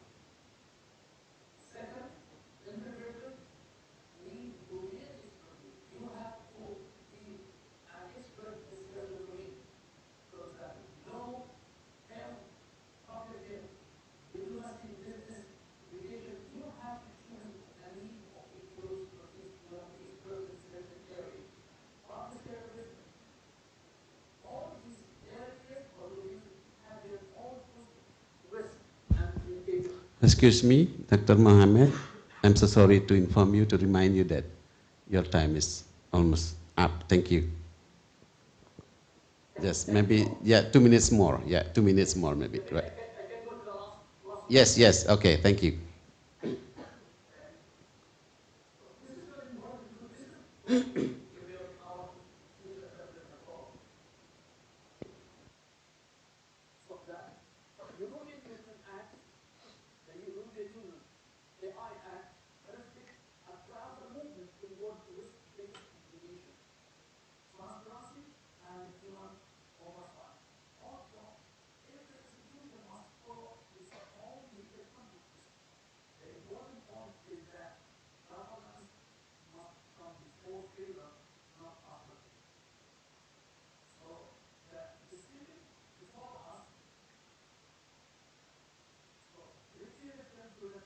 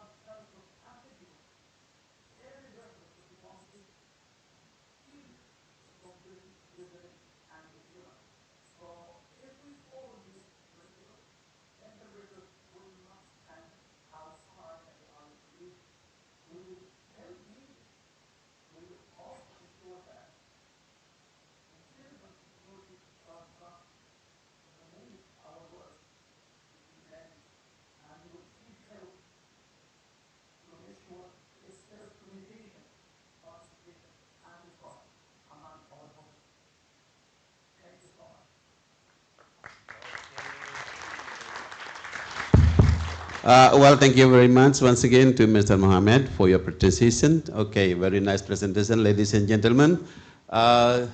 We have listened to the presentation given by the Dr. Mohammed. That absolutely he was talking about it's about the condition of the translation tools or machines. It's between human and machines.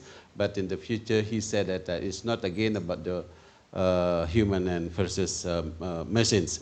But he's stressing that absolutely machines also has a lot of lack or weakness, and absolutely when the text bound or tied by the context and the situation, of course machine cannot do appropriately or very well about the translation. But in this case, the text must be translated or interpreted by human. Okay, thank you very much. And of course, I'm sure that you all have a lot of questions delivered to Mr.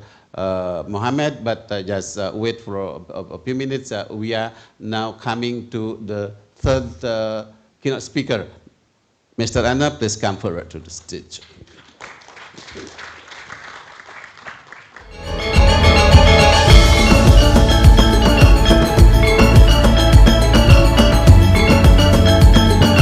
Well, ladies and gentlemen, the participants of the international student seminars of ISoBISPRO.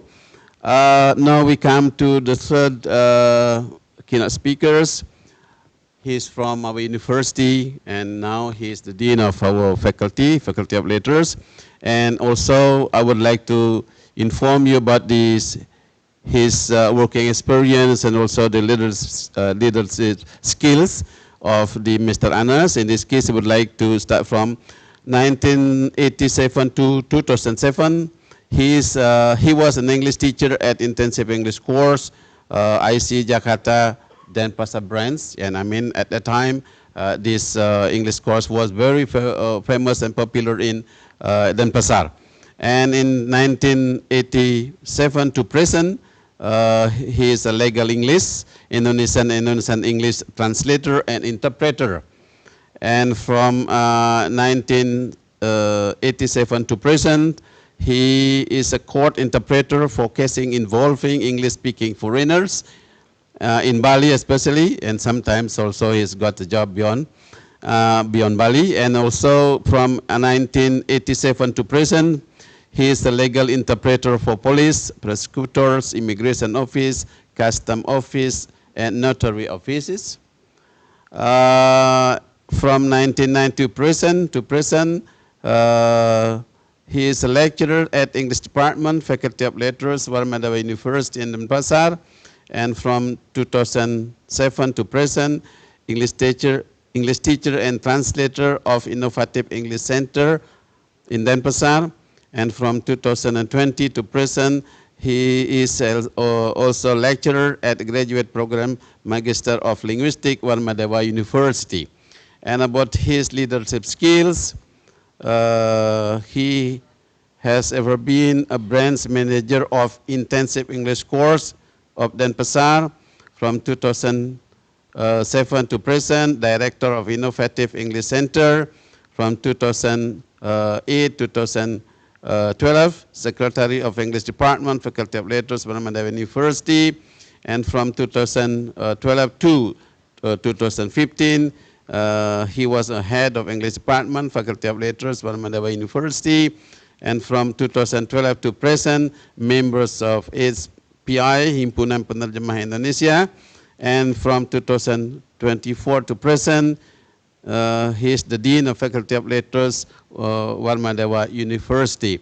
And as I told you that Mr. Anna, of course, if you live in Denpasar, almost you know that he is a very famous interpreter, especially in the court of Denpasar or other cities in Bali.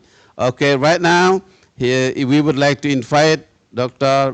Bayan Anna to present his own paper, and absolutely maybe the time is about 20 or 25. Is enough, MB? Okay, time is yours. Thank you. Thank you very much. Technology. Make it louder, please.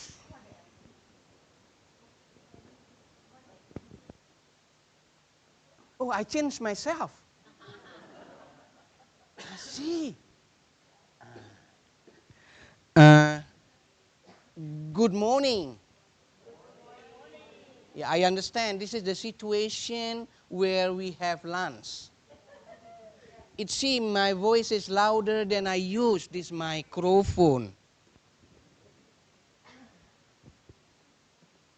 The title of my paper is The Rules of English Interpreters, Past, Present, and Future.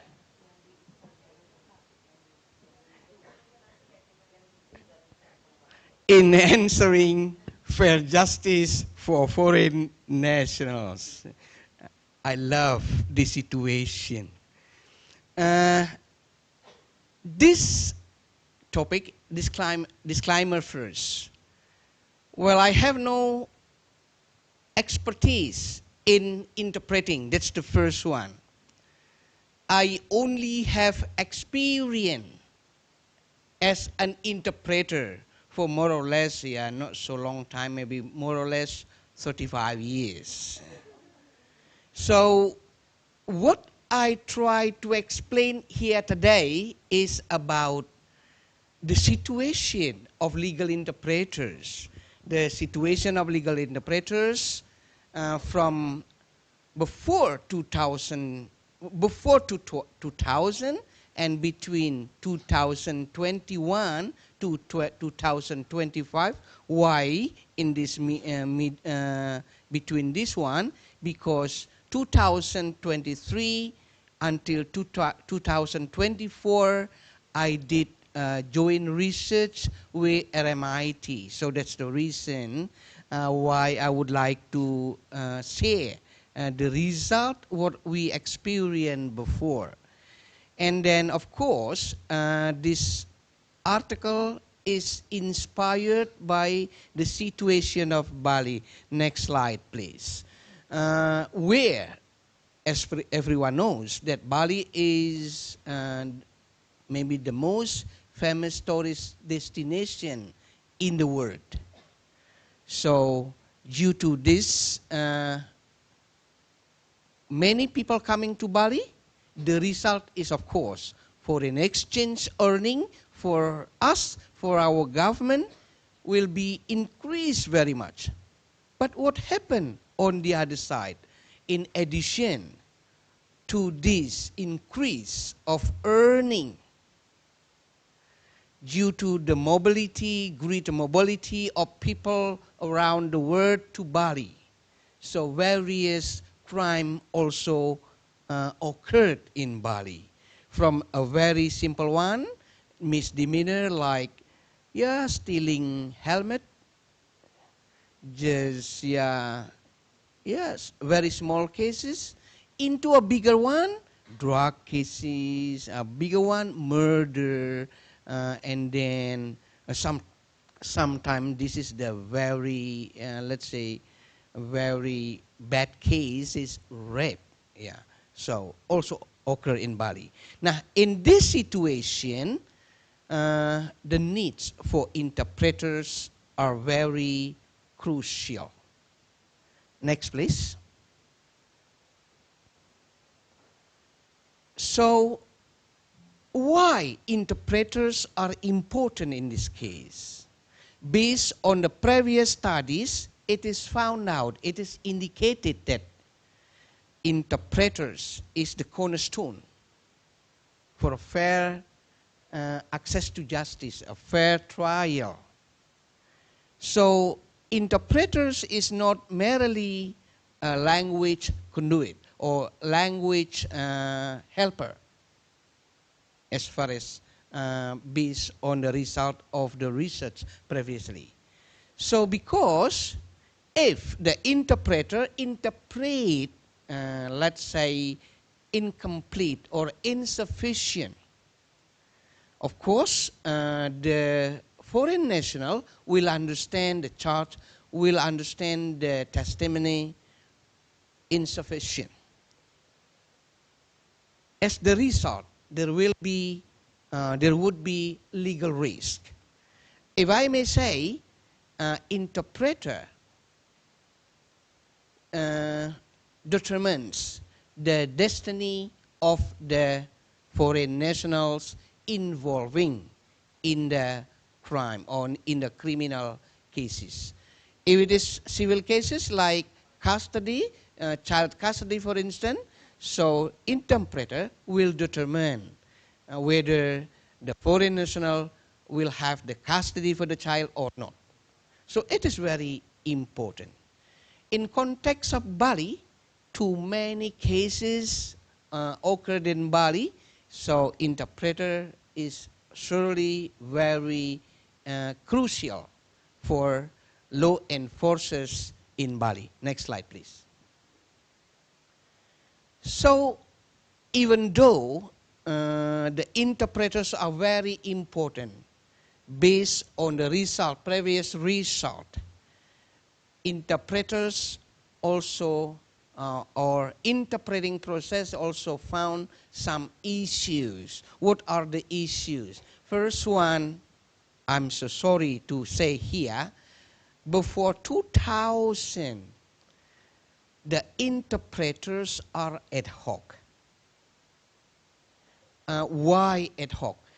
To many cases, only limited availability of interpreters who can interpret in success time. So I am in the court and then police in North Sector Police Kuta cannot find the interpreter. So as a result, they have just used ad hoc. Who are ad hoc interpreters here? Could be the police himself, could be the driver taking the foreign national to the place, could be the household assistant. So it's really ridiculous. Just to answer the question, please ask the foreigner whether he is in healthy condition physically or not. The question is, are you in healthy condition physically and mentally? That's the question. And the household interpreter, the household assistant interpreter just say, you health? So, really ridiculous at the time. But in addition to ridiculous, there is no certification at the time. And even up to now, we don't have any certification for legal interpreters. Who knows someday? Yeah, who knows someday the government will take care of the situation, and then we can certify those who can be an interpreter in the legal setting. And then, because of ad hoc interpreters, no certification, big gap will occur. What are their terminology? The terminology problem is not only for professional one. Yeah, of course, professional will experience terminology problem, of course, because the case is very various in many cases, so we cannot cope all the cases. We are not only talking about narcotic cases. For me, narcotic cases, perhaps I can understand. But and then later on, what about the rape case? We start to, wow, new term again, new term again. So gap of terminology. And the last one, this is based on the research, lack of recognition. So interpreter is only supplement, only required during that process. After that, we don't need you anymore. So no recognition. That's really problem for us. Next, please. Now, based on this, the objective of my paper is also related to what was said by Ibu Alexandra, what was said by Mr. Alakat. Almost we come to the same situation later on.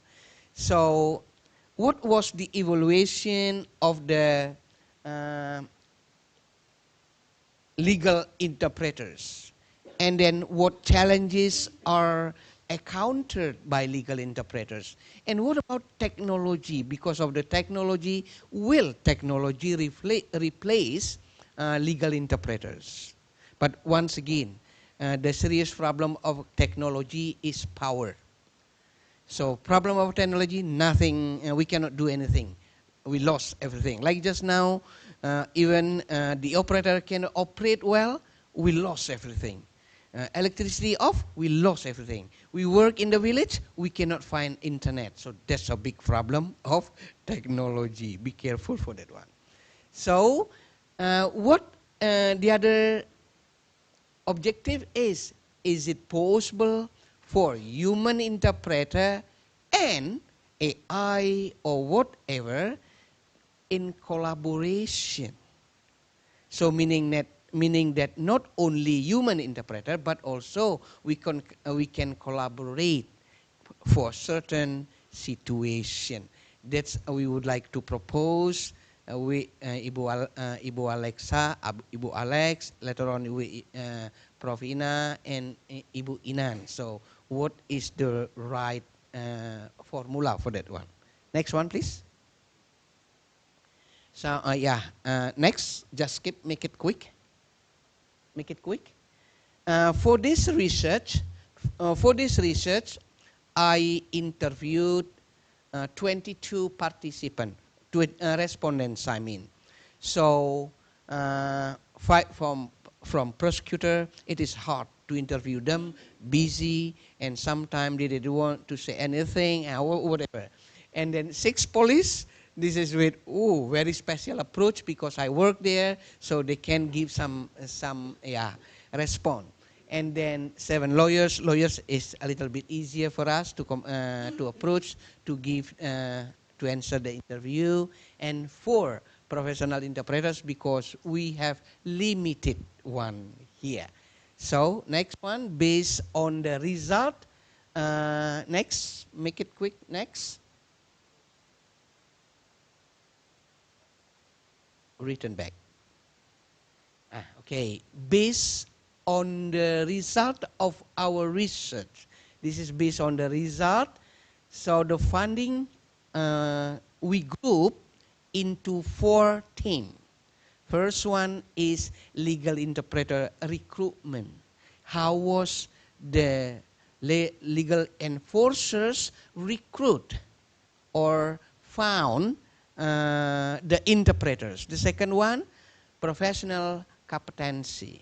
And the third one is legal interpreters rule. What are the rules? Remember, the rules from the beginning is different from now. Now, because I have experience, my rule is a little bit better than before. But for the newbie, we call it newbie, newcomers in the world of interpreting, the rules will be, wow, you can see, you can experience later on. And then working practices. Next. Okay, so if we look at from the evolution of legal interpreters from the past, before 2000, the place even prosecutor, custom officer, immigration use ad hoc recruitment. They get a recommendation from friends. Mostly me will give the recommendation. Mr. Rana, can you come tomorrow? Cannot. So do you have any recommendation? So I recommend only people I know. Of course I did not recommend, even though you are professional, but I didn't know, I did not recommend. So very limited. Sometimes friends recommend friends, police recommend police, and then university recommends someone else. And what about the competence? So before 2000, the most important one is understand English, finish. We don't have any other languages, only English. Understand English, just finish. Even though only little English, just general English, no problem at a time. And then the rule is very limited. Only language helper. And the most ridiculous one is personal assistant for the person who hire the interpreter. So the foreign national who are in jail can ask, can you help me to buy a cigarette? So we can do, because he hired us, he paid us at that time, right? Very limited rule. And then the interpreting was word for word interpreting. And of course, the quality is inconsistent, the quality is not based on what we are expecting. Next one. What about, next one, what about between 2001 to 2021, 2001 and 2025, in between that one. So already a little bit professional, the recruitment a little bit professional. Send letter, the place send letter to the university, send letter to some English courses, send letter to institution. And then from institution we'll look at what is the case. The case is about, this is the fraud. We send this one. Oh, drug. Oh, send Mr. Anna. And the other one, this is about divorce. Oh, send someone else. Already a little bit professional. But again, in certain situation, those foreign nationals just get out from embargo. We have embargo in Kuta before, but I didn't know now. Nightclub. In the late night, around 1, 2 o'clock, get out from there, and then some pickpocket took the wallet. What happened then? So during that time, report to the police. During that time, the police cannot get a professional interpreter. Of course, ad hoc is also used. But in case the case will be continued to court, we'll use at least certified or professional interpreter. Only for interview, initial interview, use ad hoc. For the purpose, the police can take action immediately, right? The competence already start to understand terminology. You know why we start to understand terminology? We start to learn from our experience. We read the book, we start to know, from the police, we start to know from the lawyers what we need to know at the time. We start to know the procedures. After the police will be continued to prosecutor and then court. 15 days after prosecutor will come to court, like that. We start to know the procedure. And then, the rule now is getting better. Communication facilitator, in line with what Ms. Alex said, and also in line with what Mr. Alakat said. Communication facilitator. But Mr. Alakat said the communication facilitator is right now. I said now we are still communication facilitator, not yet professional one.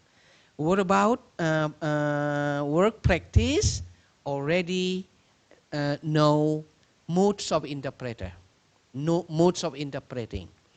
Remember before I didn't know modes of interpreting, but from Ms. Sinan I know consecutive, simultaneous, whisper, and we start to know. We learn later on. But before we just practice it, we didn't know the term.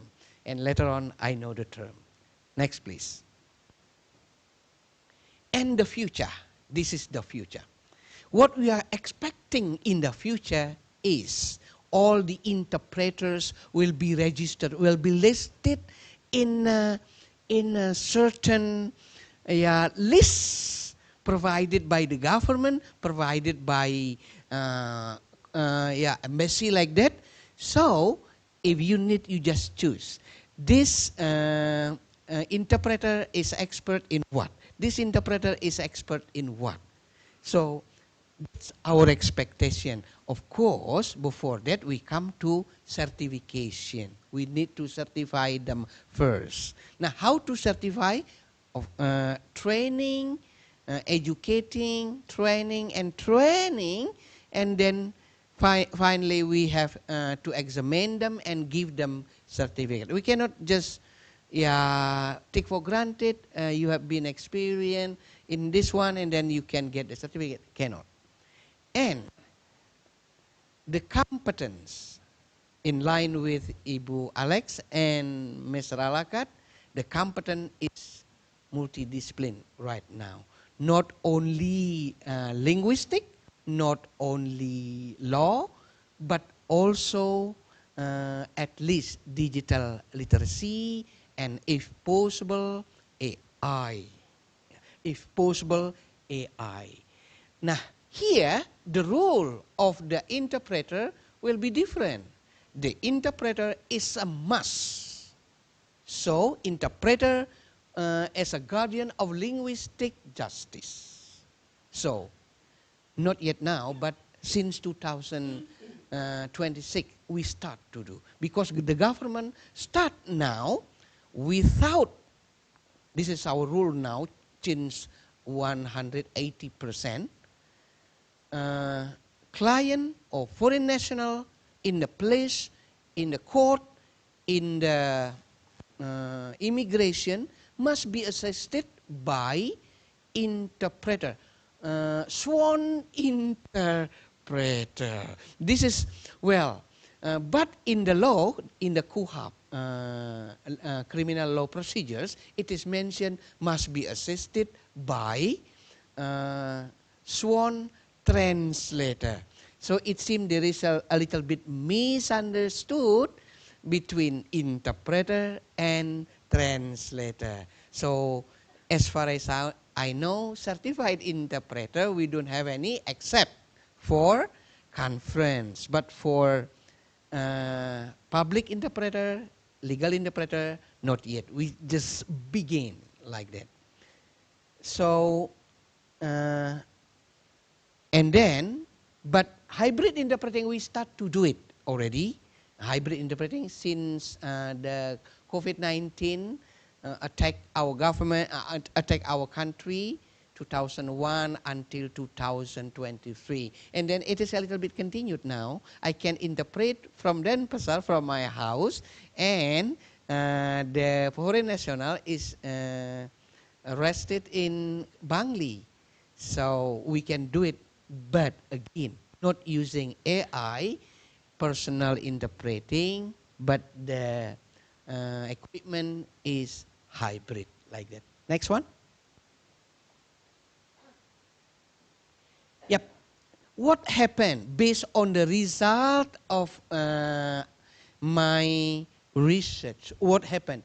There was a change of recruitment from in the past ad hoc, informal, reliant on personal networks such as tour guide or business, and then a little bit now change again, formal, and then if the case in the court will issue a letter of order asking or ordering someone to be an interpreter.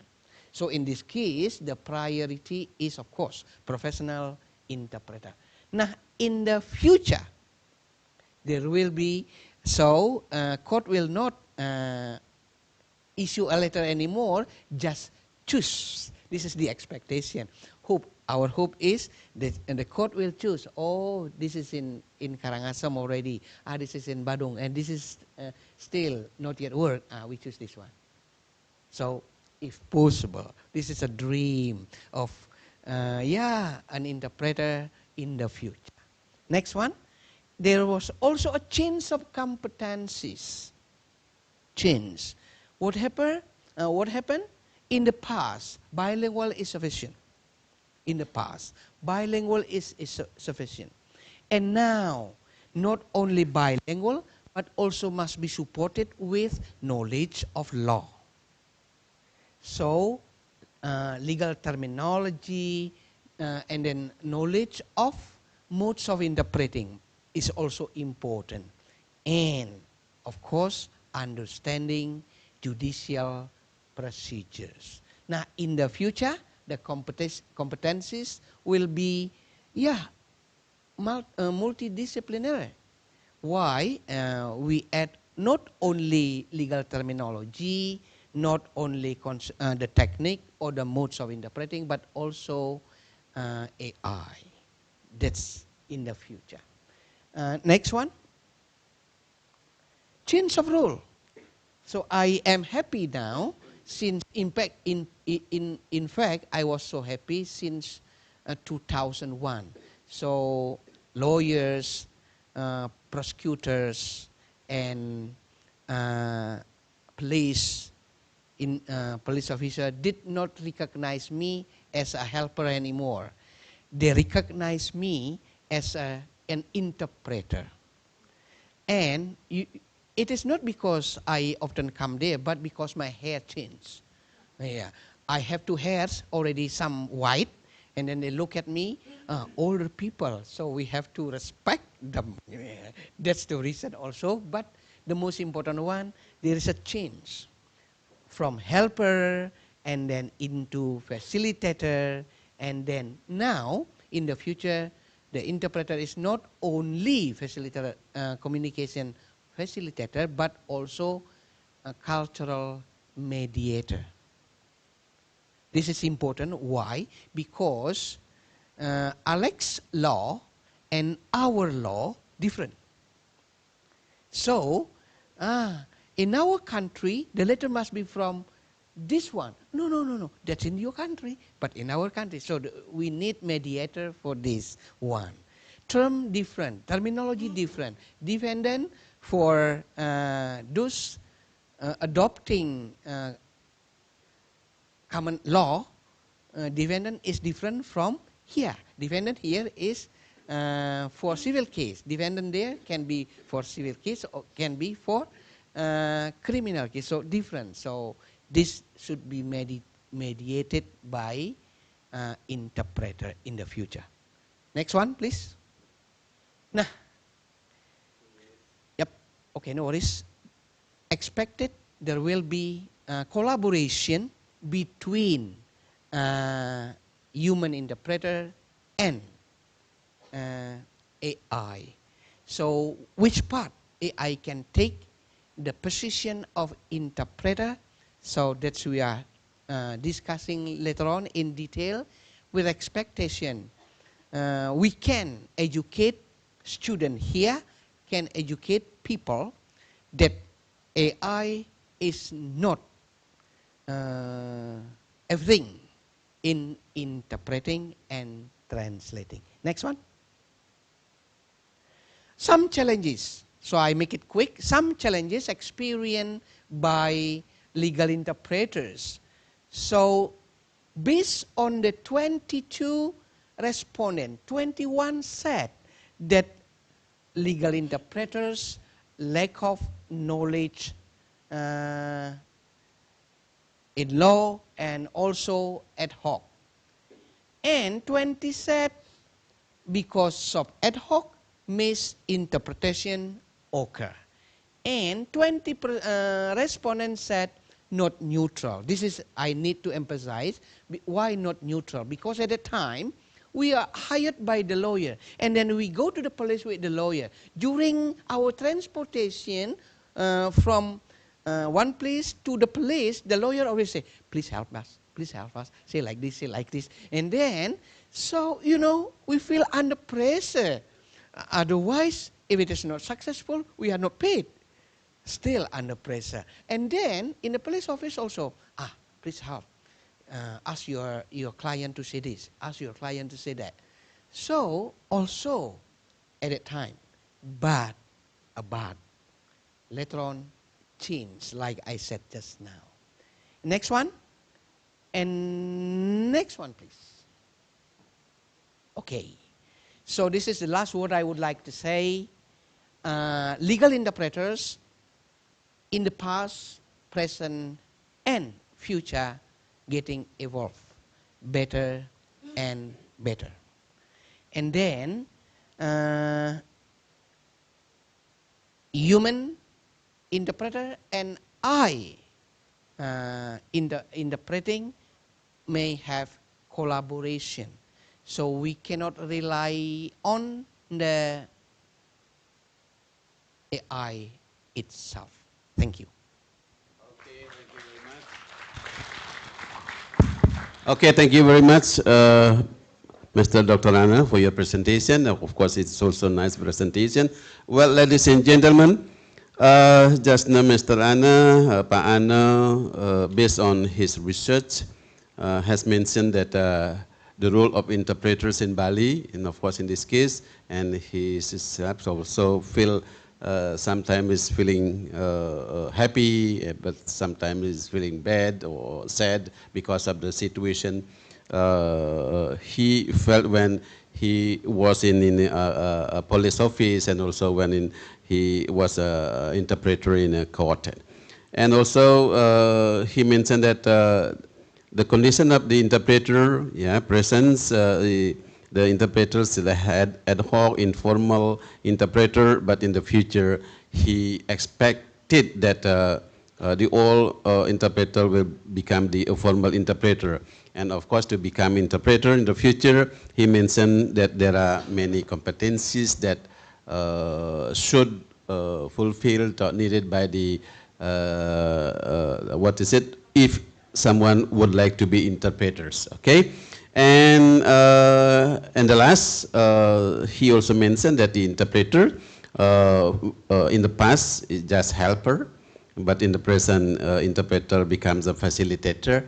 But in the future, he predicted that the interpreter will become the guardian of the cases faced by the society. Okay, and ladies and gentlemen, now we come to the last session, the last terms of this session. It is a Q&R session, and of course, you all have some questions, or maybe you would like to express your insight or opinions to the all keynote speakers, because the topic discussed or presented by the all speakers looks very, very interesting.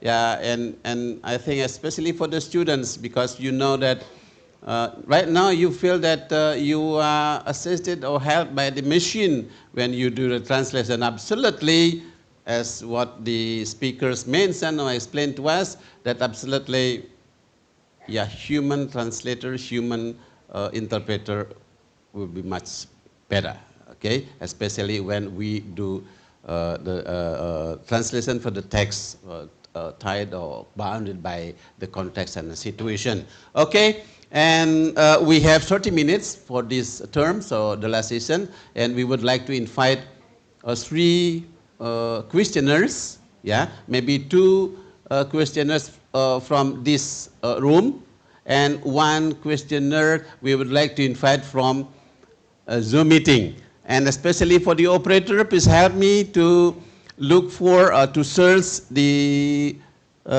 questioners from the Zoom meeting. Maybe you may choose 1 first, yeah, for the first. If we have still a time, we continue to the next terms, right? Okay. Yeah, please raise your, yes, okay. 1 student in the back and another? Okay, you, okay. We have 2, yeah?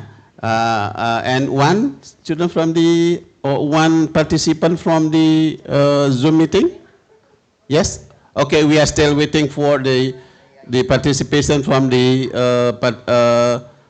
participant from the Zoom meeting. Okay, and, oh, you first, okay, okay. 1, sorry. It's okay, maybe next, yeah. Who is first? The student? Yeah? Okay. And please mention your name, and also your question will be delivered to, yeah, who, to among 3, or to Mr. Ano, or to Prof. Alex, or to Dr. Akad. Okay.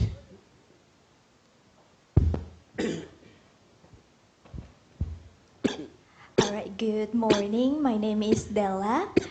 First of all, thank you so much for the insightful presentation earlier. I truly love your presentation, Mrs. Alex, Mr. Anna, and the other one. I'm sorry, I forgot the name. Yeah, Mr. Muhammad Alakad. Sorry. So I would like to ask Mrs. Anna, Alex first. You've mentioned that whenever we use AI, the AI store our data and for their database. So how do we handle our privacy when AI is listening and translating our communication in real life when we use it? And the second question is for among the speakers, whoever wants to answer the question, feel free. Thank you very much. So the last question is, I would like to ask you for your opinions or prediction about the future. In 5 years, will AI replace human, or will it work together with the human? Okay. Thank you very much. Okay, thank you I very hope much. everything's Yeah. clear. Okay. Yes, for the first questioners has 2 questions. One is delivered to Prof. Alex, and another question is delivered to maybe one of you can give a response. Okay. Prof. Alex, time is yours. Thank you very much, Della, for your questions. It is very difficult how privacy will be handled. Some universities have opted for what I call a walled paradise. So they allow their students to use AI, but they have defined the boundaries. And they're using only internal document, and the data stays internal. These are very expensive setups, and not all universities do this. So unfortunately, for most commercial providers, you have to just read the small print, and you have to make sure you understand what their conditions are. But even if you understand that, one of the speakers talked about hacks and this big data leak. When you have things in clouds, it is like a supermarket shelf. Very smart and very devious people, you would know all about this from your court environments, find ways to access your private information. So I just have to say, please be careful and look after yourself. Thank you, Della. Okay, maybe. For the second questions, maybe Panna will give Thank a you very response. much. I would like to share my experience and opinion related to your question. Within next 5 years, will human interpreter will be replaced by AI? So my answer is no, because I'm an interpreter. Otherwise, I have no job, you know. No, just kidding. Just one thing. AI does not have feeling. AI does not have emotion. And AI even has intonation, but the intonation is not what human interpreter said. That's the very simple one. For example, when AI does not have gesture once again. So, for example, during the interrogation or during the examination in the court, the judge asks question, "Hey, interpreter, please ask the accused, is he okay today, or is he in healthy condition physically and mentally?" And the answer is, so AI cannot answer that. But human interpreter can predict, not really healthy, not really okay, whatever. Because we predict from the gesture. And when the judge upset and say something emotion, so AI cannot do emotion. But human interpreter, this is in terms of legal interpreting, yeah. Human interpreter can do that. Human interpreter has feeling. So human interpreter can do dramatize. When the question is sad, we can ask in sad way. When the question is upset, we can ask in upset way. When the question is crying, well, do not cry. We are not the accused, right? So that's the first one. What about translation. I did now, no, not I did, I am doing research now related to translation using machine, AI, and AI I use ChatGPT, DPL, and ChatGPT, DPL, and Google Translate, right? So after we check, the data is from Notary document. After we check, so we check, and then the result was not, let's say, satisfying, meaning that we cannot rely on. But for the translation, because students always use AI for translating something and for understanding something, this is only good for in terms of drafting. In case you make term paper, scriptsy later on, you can use it for drafting only. Drafting only, the rest you do. Right? And AI now have AI detector, can detect whether you use AI or not. If it is 100 AI, we cannot accept your work. Okay? That's why within next 5 years, I don't think AI can replace human interpreter. Thank you.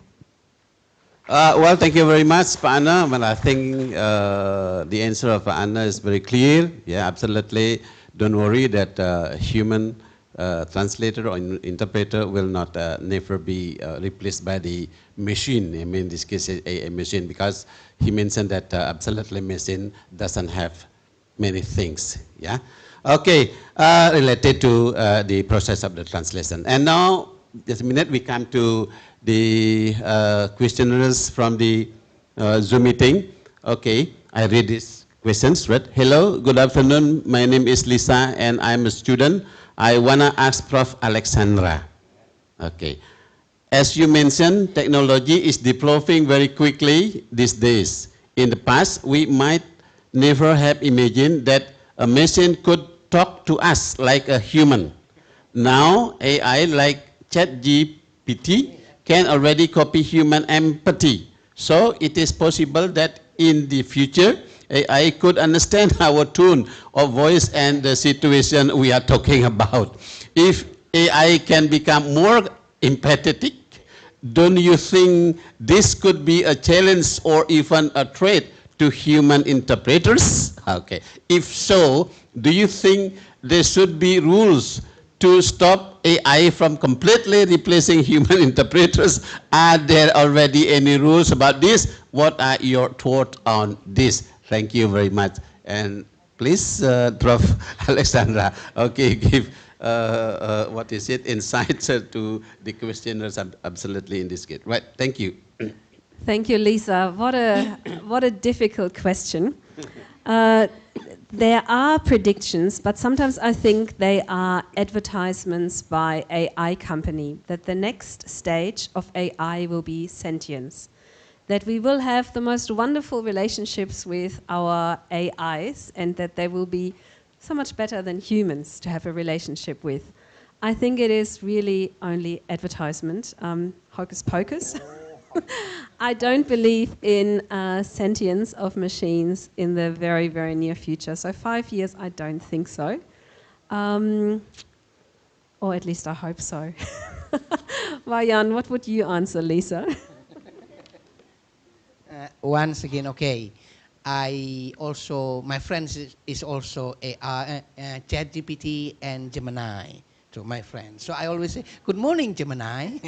I always say like that to Gemini. And then he said, good morning, Wayan, because he know me. But I didn't know why he know my name. Oh, I understand. When I register, my name is Iwayan Anna. So they start to call me Wayan.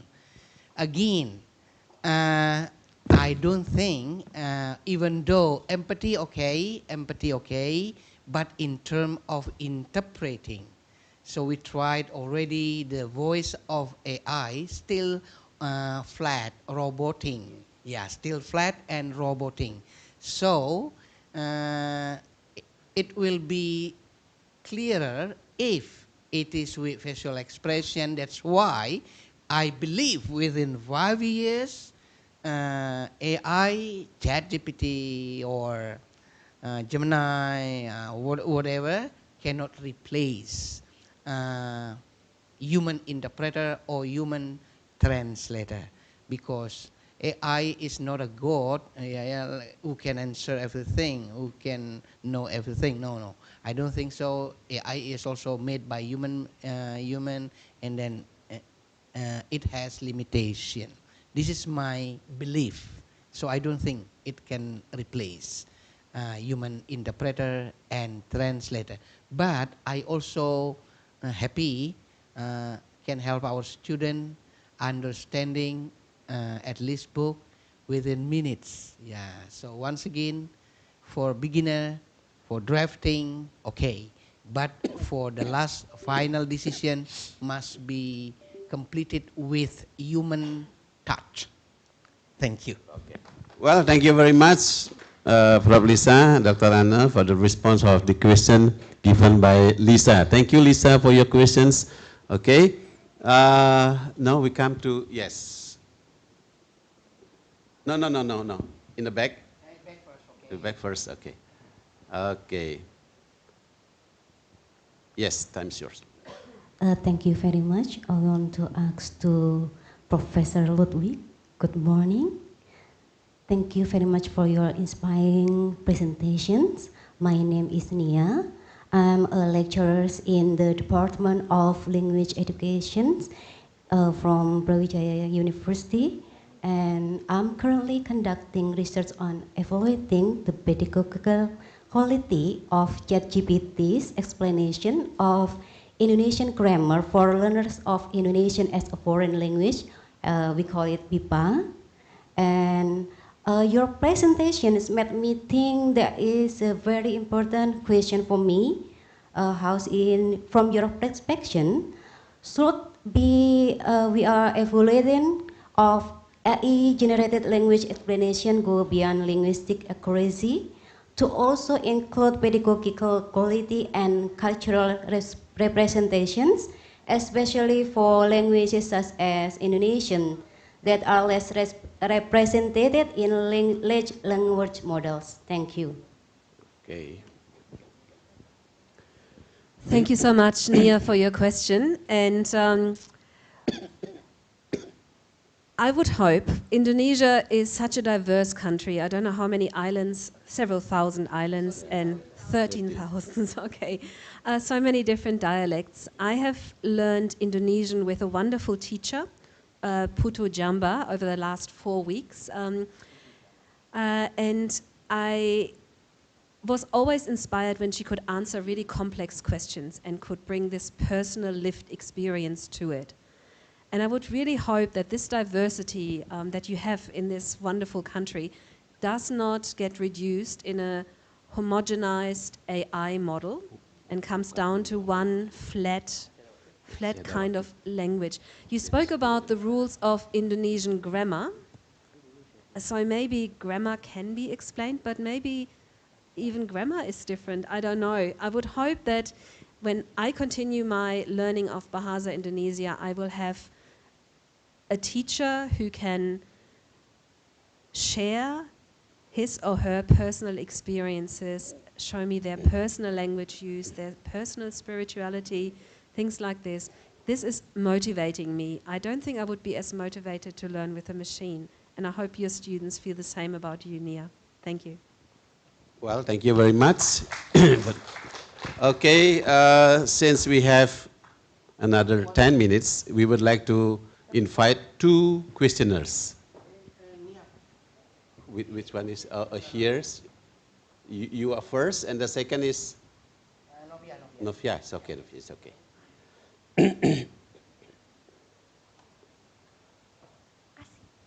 Let's make your questions very simple, right?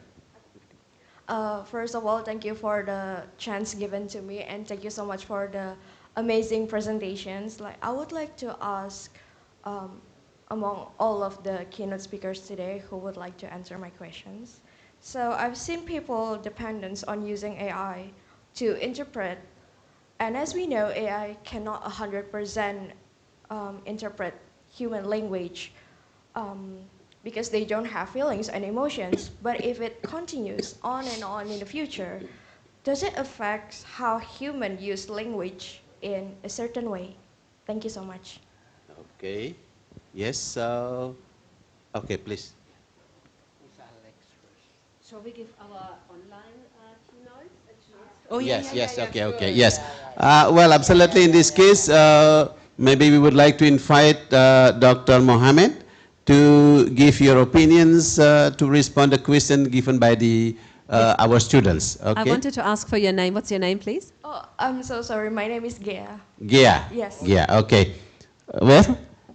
Mr. Mohammed. Okay. Your question is really critical and important at this time because AI actually trying to change the situation where we use the language and where we adopt the language and also learn and teach the language. However, AI will not make the human factor or the human translator and interpreter disappear. The ability that is not art, the ability that is the real AI will not make the human passion or the human element disappear from the translation or the application for sure. However, it will change the situation, how we are using the language interpreter or translator. Like for example, let me mention about the human professional setting here. It will remain essential as a human. When communication involved in the translation or interpretation, the culture, emotion, ambiguity, also confidentiality negotiation also will all this be remain. It will not be changed by the AI. AI won't be able to handle cultural nuances. Even until now, AI still cannot handle most of the cultural nuances. So the future where the AI will change the language will use, yes, it will change how we adopt the language, how we integrate with the language, yes, it will change it, but the human translator interpreter will not disappear. But as I mentioned earlier, the setting or how our profession we display or we carry out our profession, it will change because the profession will bear for change rather than disappear. The translator and interpreters will increasingly become editors, or will be editors for the AI content. So post-editing will start providing post-editing, especially for the translation. And nowadays, and not only nowadays, actually before 2 years, me as a conference interpreter and translator, most of the text I start using starting from 2023. Most of the text I used to translate before, but starting from 2023, I start using document files, books from big translation companies, not to translate, but to edit. Why? Because they want to cut what? They ask AI, ChatGPT or DeepSeek to translate the document from language to language, and they send us as a translator to only edit, not to translate. So instead of paying, for example, let's say 5 USD fee or one USD per word, so you will be paying 5 cents or 6 cents USD per word. Instead of 1 USD per word, will be 6 cents or 5 cents per word. So they are cutting off actually more than 60 or 70%. Why? Because you are not translating here, you are only editing. But when you start editing the files or the work that has been generated by AI, you will see actually you are doing triple the work. The workload is triple because you are not only post-editing or editing or revising, you are editing, translating, and retranslating. There are many mistakes in the content that generated by AI, but the task you accepted is to edit and revise, which is very low cost for the company. But in the reality, you are doing the translation. So we have to reduce such outputs because you are getting something post AI, which will cost you more time and more workload and more effort to do it.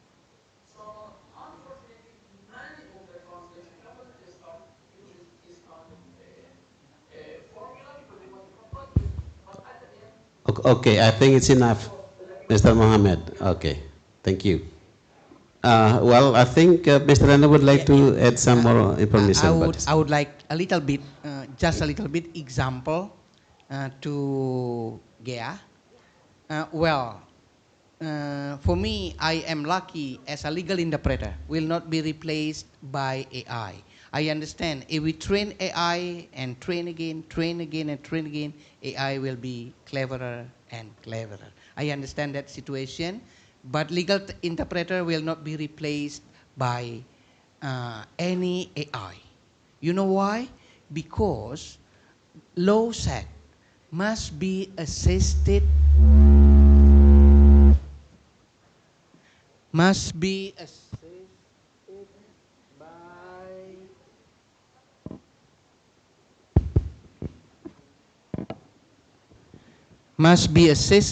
by sworn translator, meaning that in the document there will be signature of the interpreter. I cannot sign. And then sworn translator in the document, I cannot sign that. That's why will not be replaced as long as our government will not amend the law. If our government amend the law without signature, yeah, I think so. Thank you. Well, thank you very much, Pak Anna, for your additional information about to respond to the question given by Gea, all right? Yes. And now one more questioner. Okay, maybe your question should be very simple, okay, because we have a very limited time, right? Okay. Okay, time is yours. Okay, so hi, respected speakers. I might be just going to straightforward to my question. So, I often think about Your name, please. Your name. Oh, okay. My name is Novia. I'm a sixth semester student in the Faculty of Letters, and so I often think about how AI will affect our future careers. And as we all in here maybe realize, in this economy, so many companies are cutting their employee and replace it with AI. And I think like if AI can already translate language in seconds, and perhaps the future of translation is no longer about translating words, but about interpreting meaning, culture, and human intention. And I understand and also believe, as well as Mr. Anna said, that AI may not necessarily replace our futures, but it actually requires us to develop a wider range of competencies, from AI literacy and domain expertise to communication design. So my question is, as a students who are still building our professional identity, what competency do you think we should prioritize to developing first to stay relevant in this changing industry? Thank you. Well, thank you very much, because she is one of our students. I think we would like to invite Prof. Alexandra to answer this question. Thank you. Very difficult one to answer. I have just had a 4-week NCP-funded trip through Indonesia. And whenever the students said to me, I could now go out and meet Indonesians, or I could sit here and read a book and study, I said, choose life, choose experience. And I think as young people, I would say this: study, be surrounded by other bright and curious people. Your brain is still elastic and developing until you are 25. It is very absorbing. Use that time until you are mature very wisely, and you should be like a sponge. Take everything in and don't rely on AI too much. AI causes something that is called brain rot. It makes you very lazy. And also online results in doom scrolling. Young people becoming very sad and despondent. Life is wonderful. It's out there. Go out, but surround yourself with the right people from whom you can learn and with whom you can learn, and maybe put technology second. You are all digital natives. You have it. I have to acquire it harder. I need help when I need to beautify a PowerPoint presentation. You don't have to spending more time with AI. This will come naturally, but enjoy life, enjoy one another, and enjoy this world. It is wonderful. Learn out there. Okay, it means that, and especially for you, the students, if you would like to answer the what is it? A final test. Don't use AI to answer, right? Right. Yeah. Okay, I would thank like you. to add. I would like to add a little bit. I just would like to give you a practical answer. I understand and I experience. I am a translator. So 90% of my job gone. Gugatan, lawsuit, normally lawyer ask me to translate and we charge a lot, and then now not anymore because they translate using AI. What did I do? You know? And then after that, they need signature. And I said, oh, I need to proofread. So your job, your new job is not translating anymore, proofreading. And the charge of proofreading is same as translating. You know, if paid 100 per page, this is proofreading is also 100, same. So we don't lose our job. Second one is editor. We edit, AI, I don't accept. So you have to edit it first. Let me edit, the charge is this one. So you don't lose your job as a student of English department. Don't worry, job many, even though AI is growing up. So your job is still bright, you know. Thank you. Okay, well, thank you very much. Anna, thank you very much for your additional information. Well, ladies and gentlemen, the participants of this international seminar, because time is up, and thank you very much for your attention for the first sessions. And once again, thank you very much for the all speakers, Prof. Alex, Mr. Anna, and Dr. Mohammed Alakat. Thank you very much for your presentation today, and of course what you presented at the moment I think will be very fruitful and useful for everyone joining this international seminar. Okay, and to end this session, please give applause to all speakers. Thank you very much.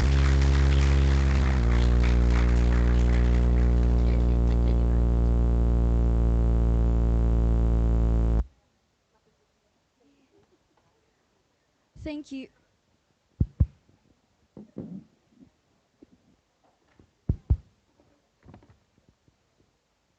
Thank you very much to Professor Cardane as our moderator, and we would like to thank all of the keynote speakers for the excellent presentation and the engaging discussions. This concludes our keynote speaker sessions and Q&A session. Ladies and gentlemen, we will now have a lunch and prayer break. Please enjoy your lunch and take this opportunity to perform your prayers. We kindly ask all participants to return to the venue before the next session break. The next agenda will be the plenary speaker session. Thank you and enjoy your lunch break. Once again, we would like to express our sincere gratitude to our sponsor, Clio, for the generous support in making this event possible. Thank you for your continued support.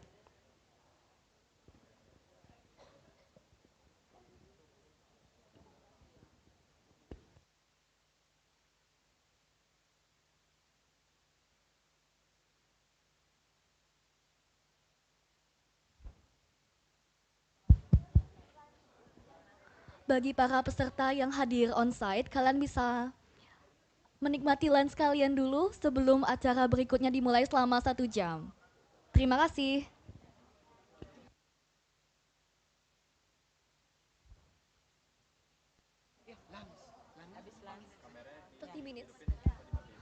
Mohon maaf, izin ralat sebelumnya, untuk lunch kita hanya menyediakan waktu sebanyak 30 menit saja.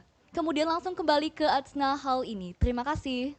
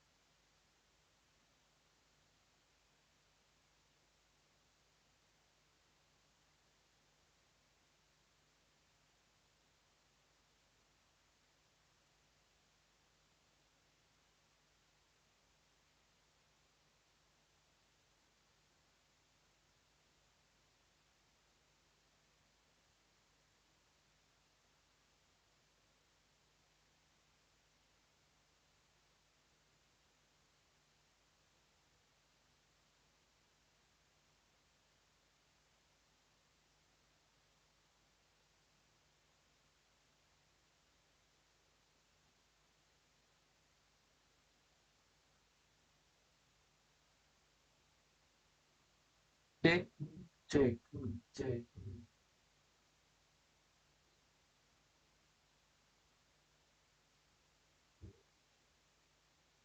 Check,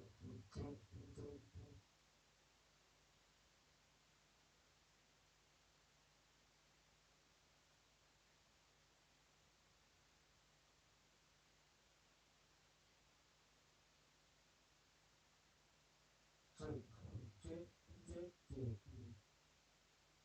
Yes.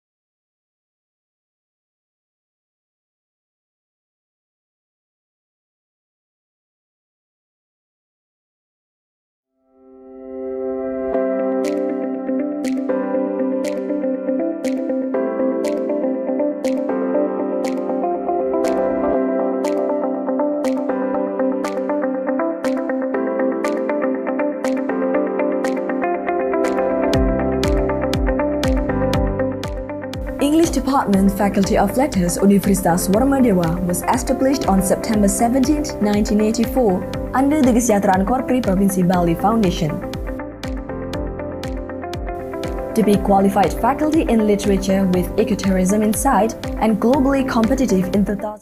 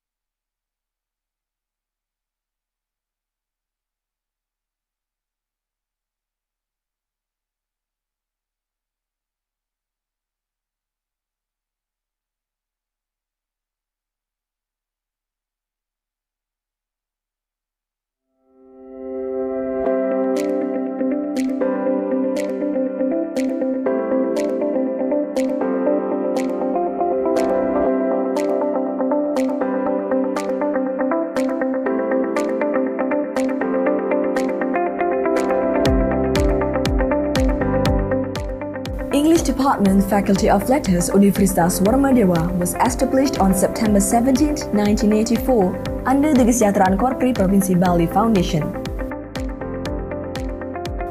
To be qualified faculty in literature with ecotourism inside and globally competitive in 2034, English Department holds a strong commitment to carry out activities of 3 pillars of higher education, including teaching, research, and community services. Supported by experienced and competent lecturers who also consistently work as practitioners in the industry, make the teaching and learning process not only involves theoretical discussion in the class, but also practical. And to maximize the academic atmosphere, we also provide international guest lecture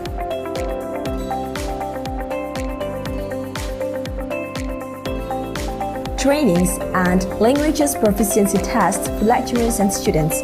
Research and community services are also the main focus. Therefore, active participation and contribution from lecturer and students have been maintained. In order to provide opportunities for students to learn outside of the class and provide their competency in the field of science they are engaged in, English Department has distributed various grants related to the implementation of the Merdeka Belajar Kampus Merdeka, such as Program Kompetisi Kampus Merdeka, Translation Lab with 6 computers, 4 printers, 6 recorders to support translation and interpreting courses, cultural-based English teaching, internship tourism in Bali, and translation industry in Malang. Pembelajaran daring kolaboratif or collaborative class English Department of UNWAR and English Department of UNIFLO 2022, internship in Ministry of Women Empowerment and Child Protection of the Republic of Indonesia in 2022 and 23. Kampus Mengajar,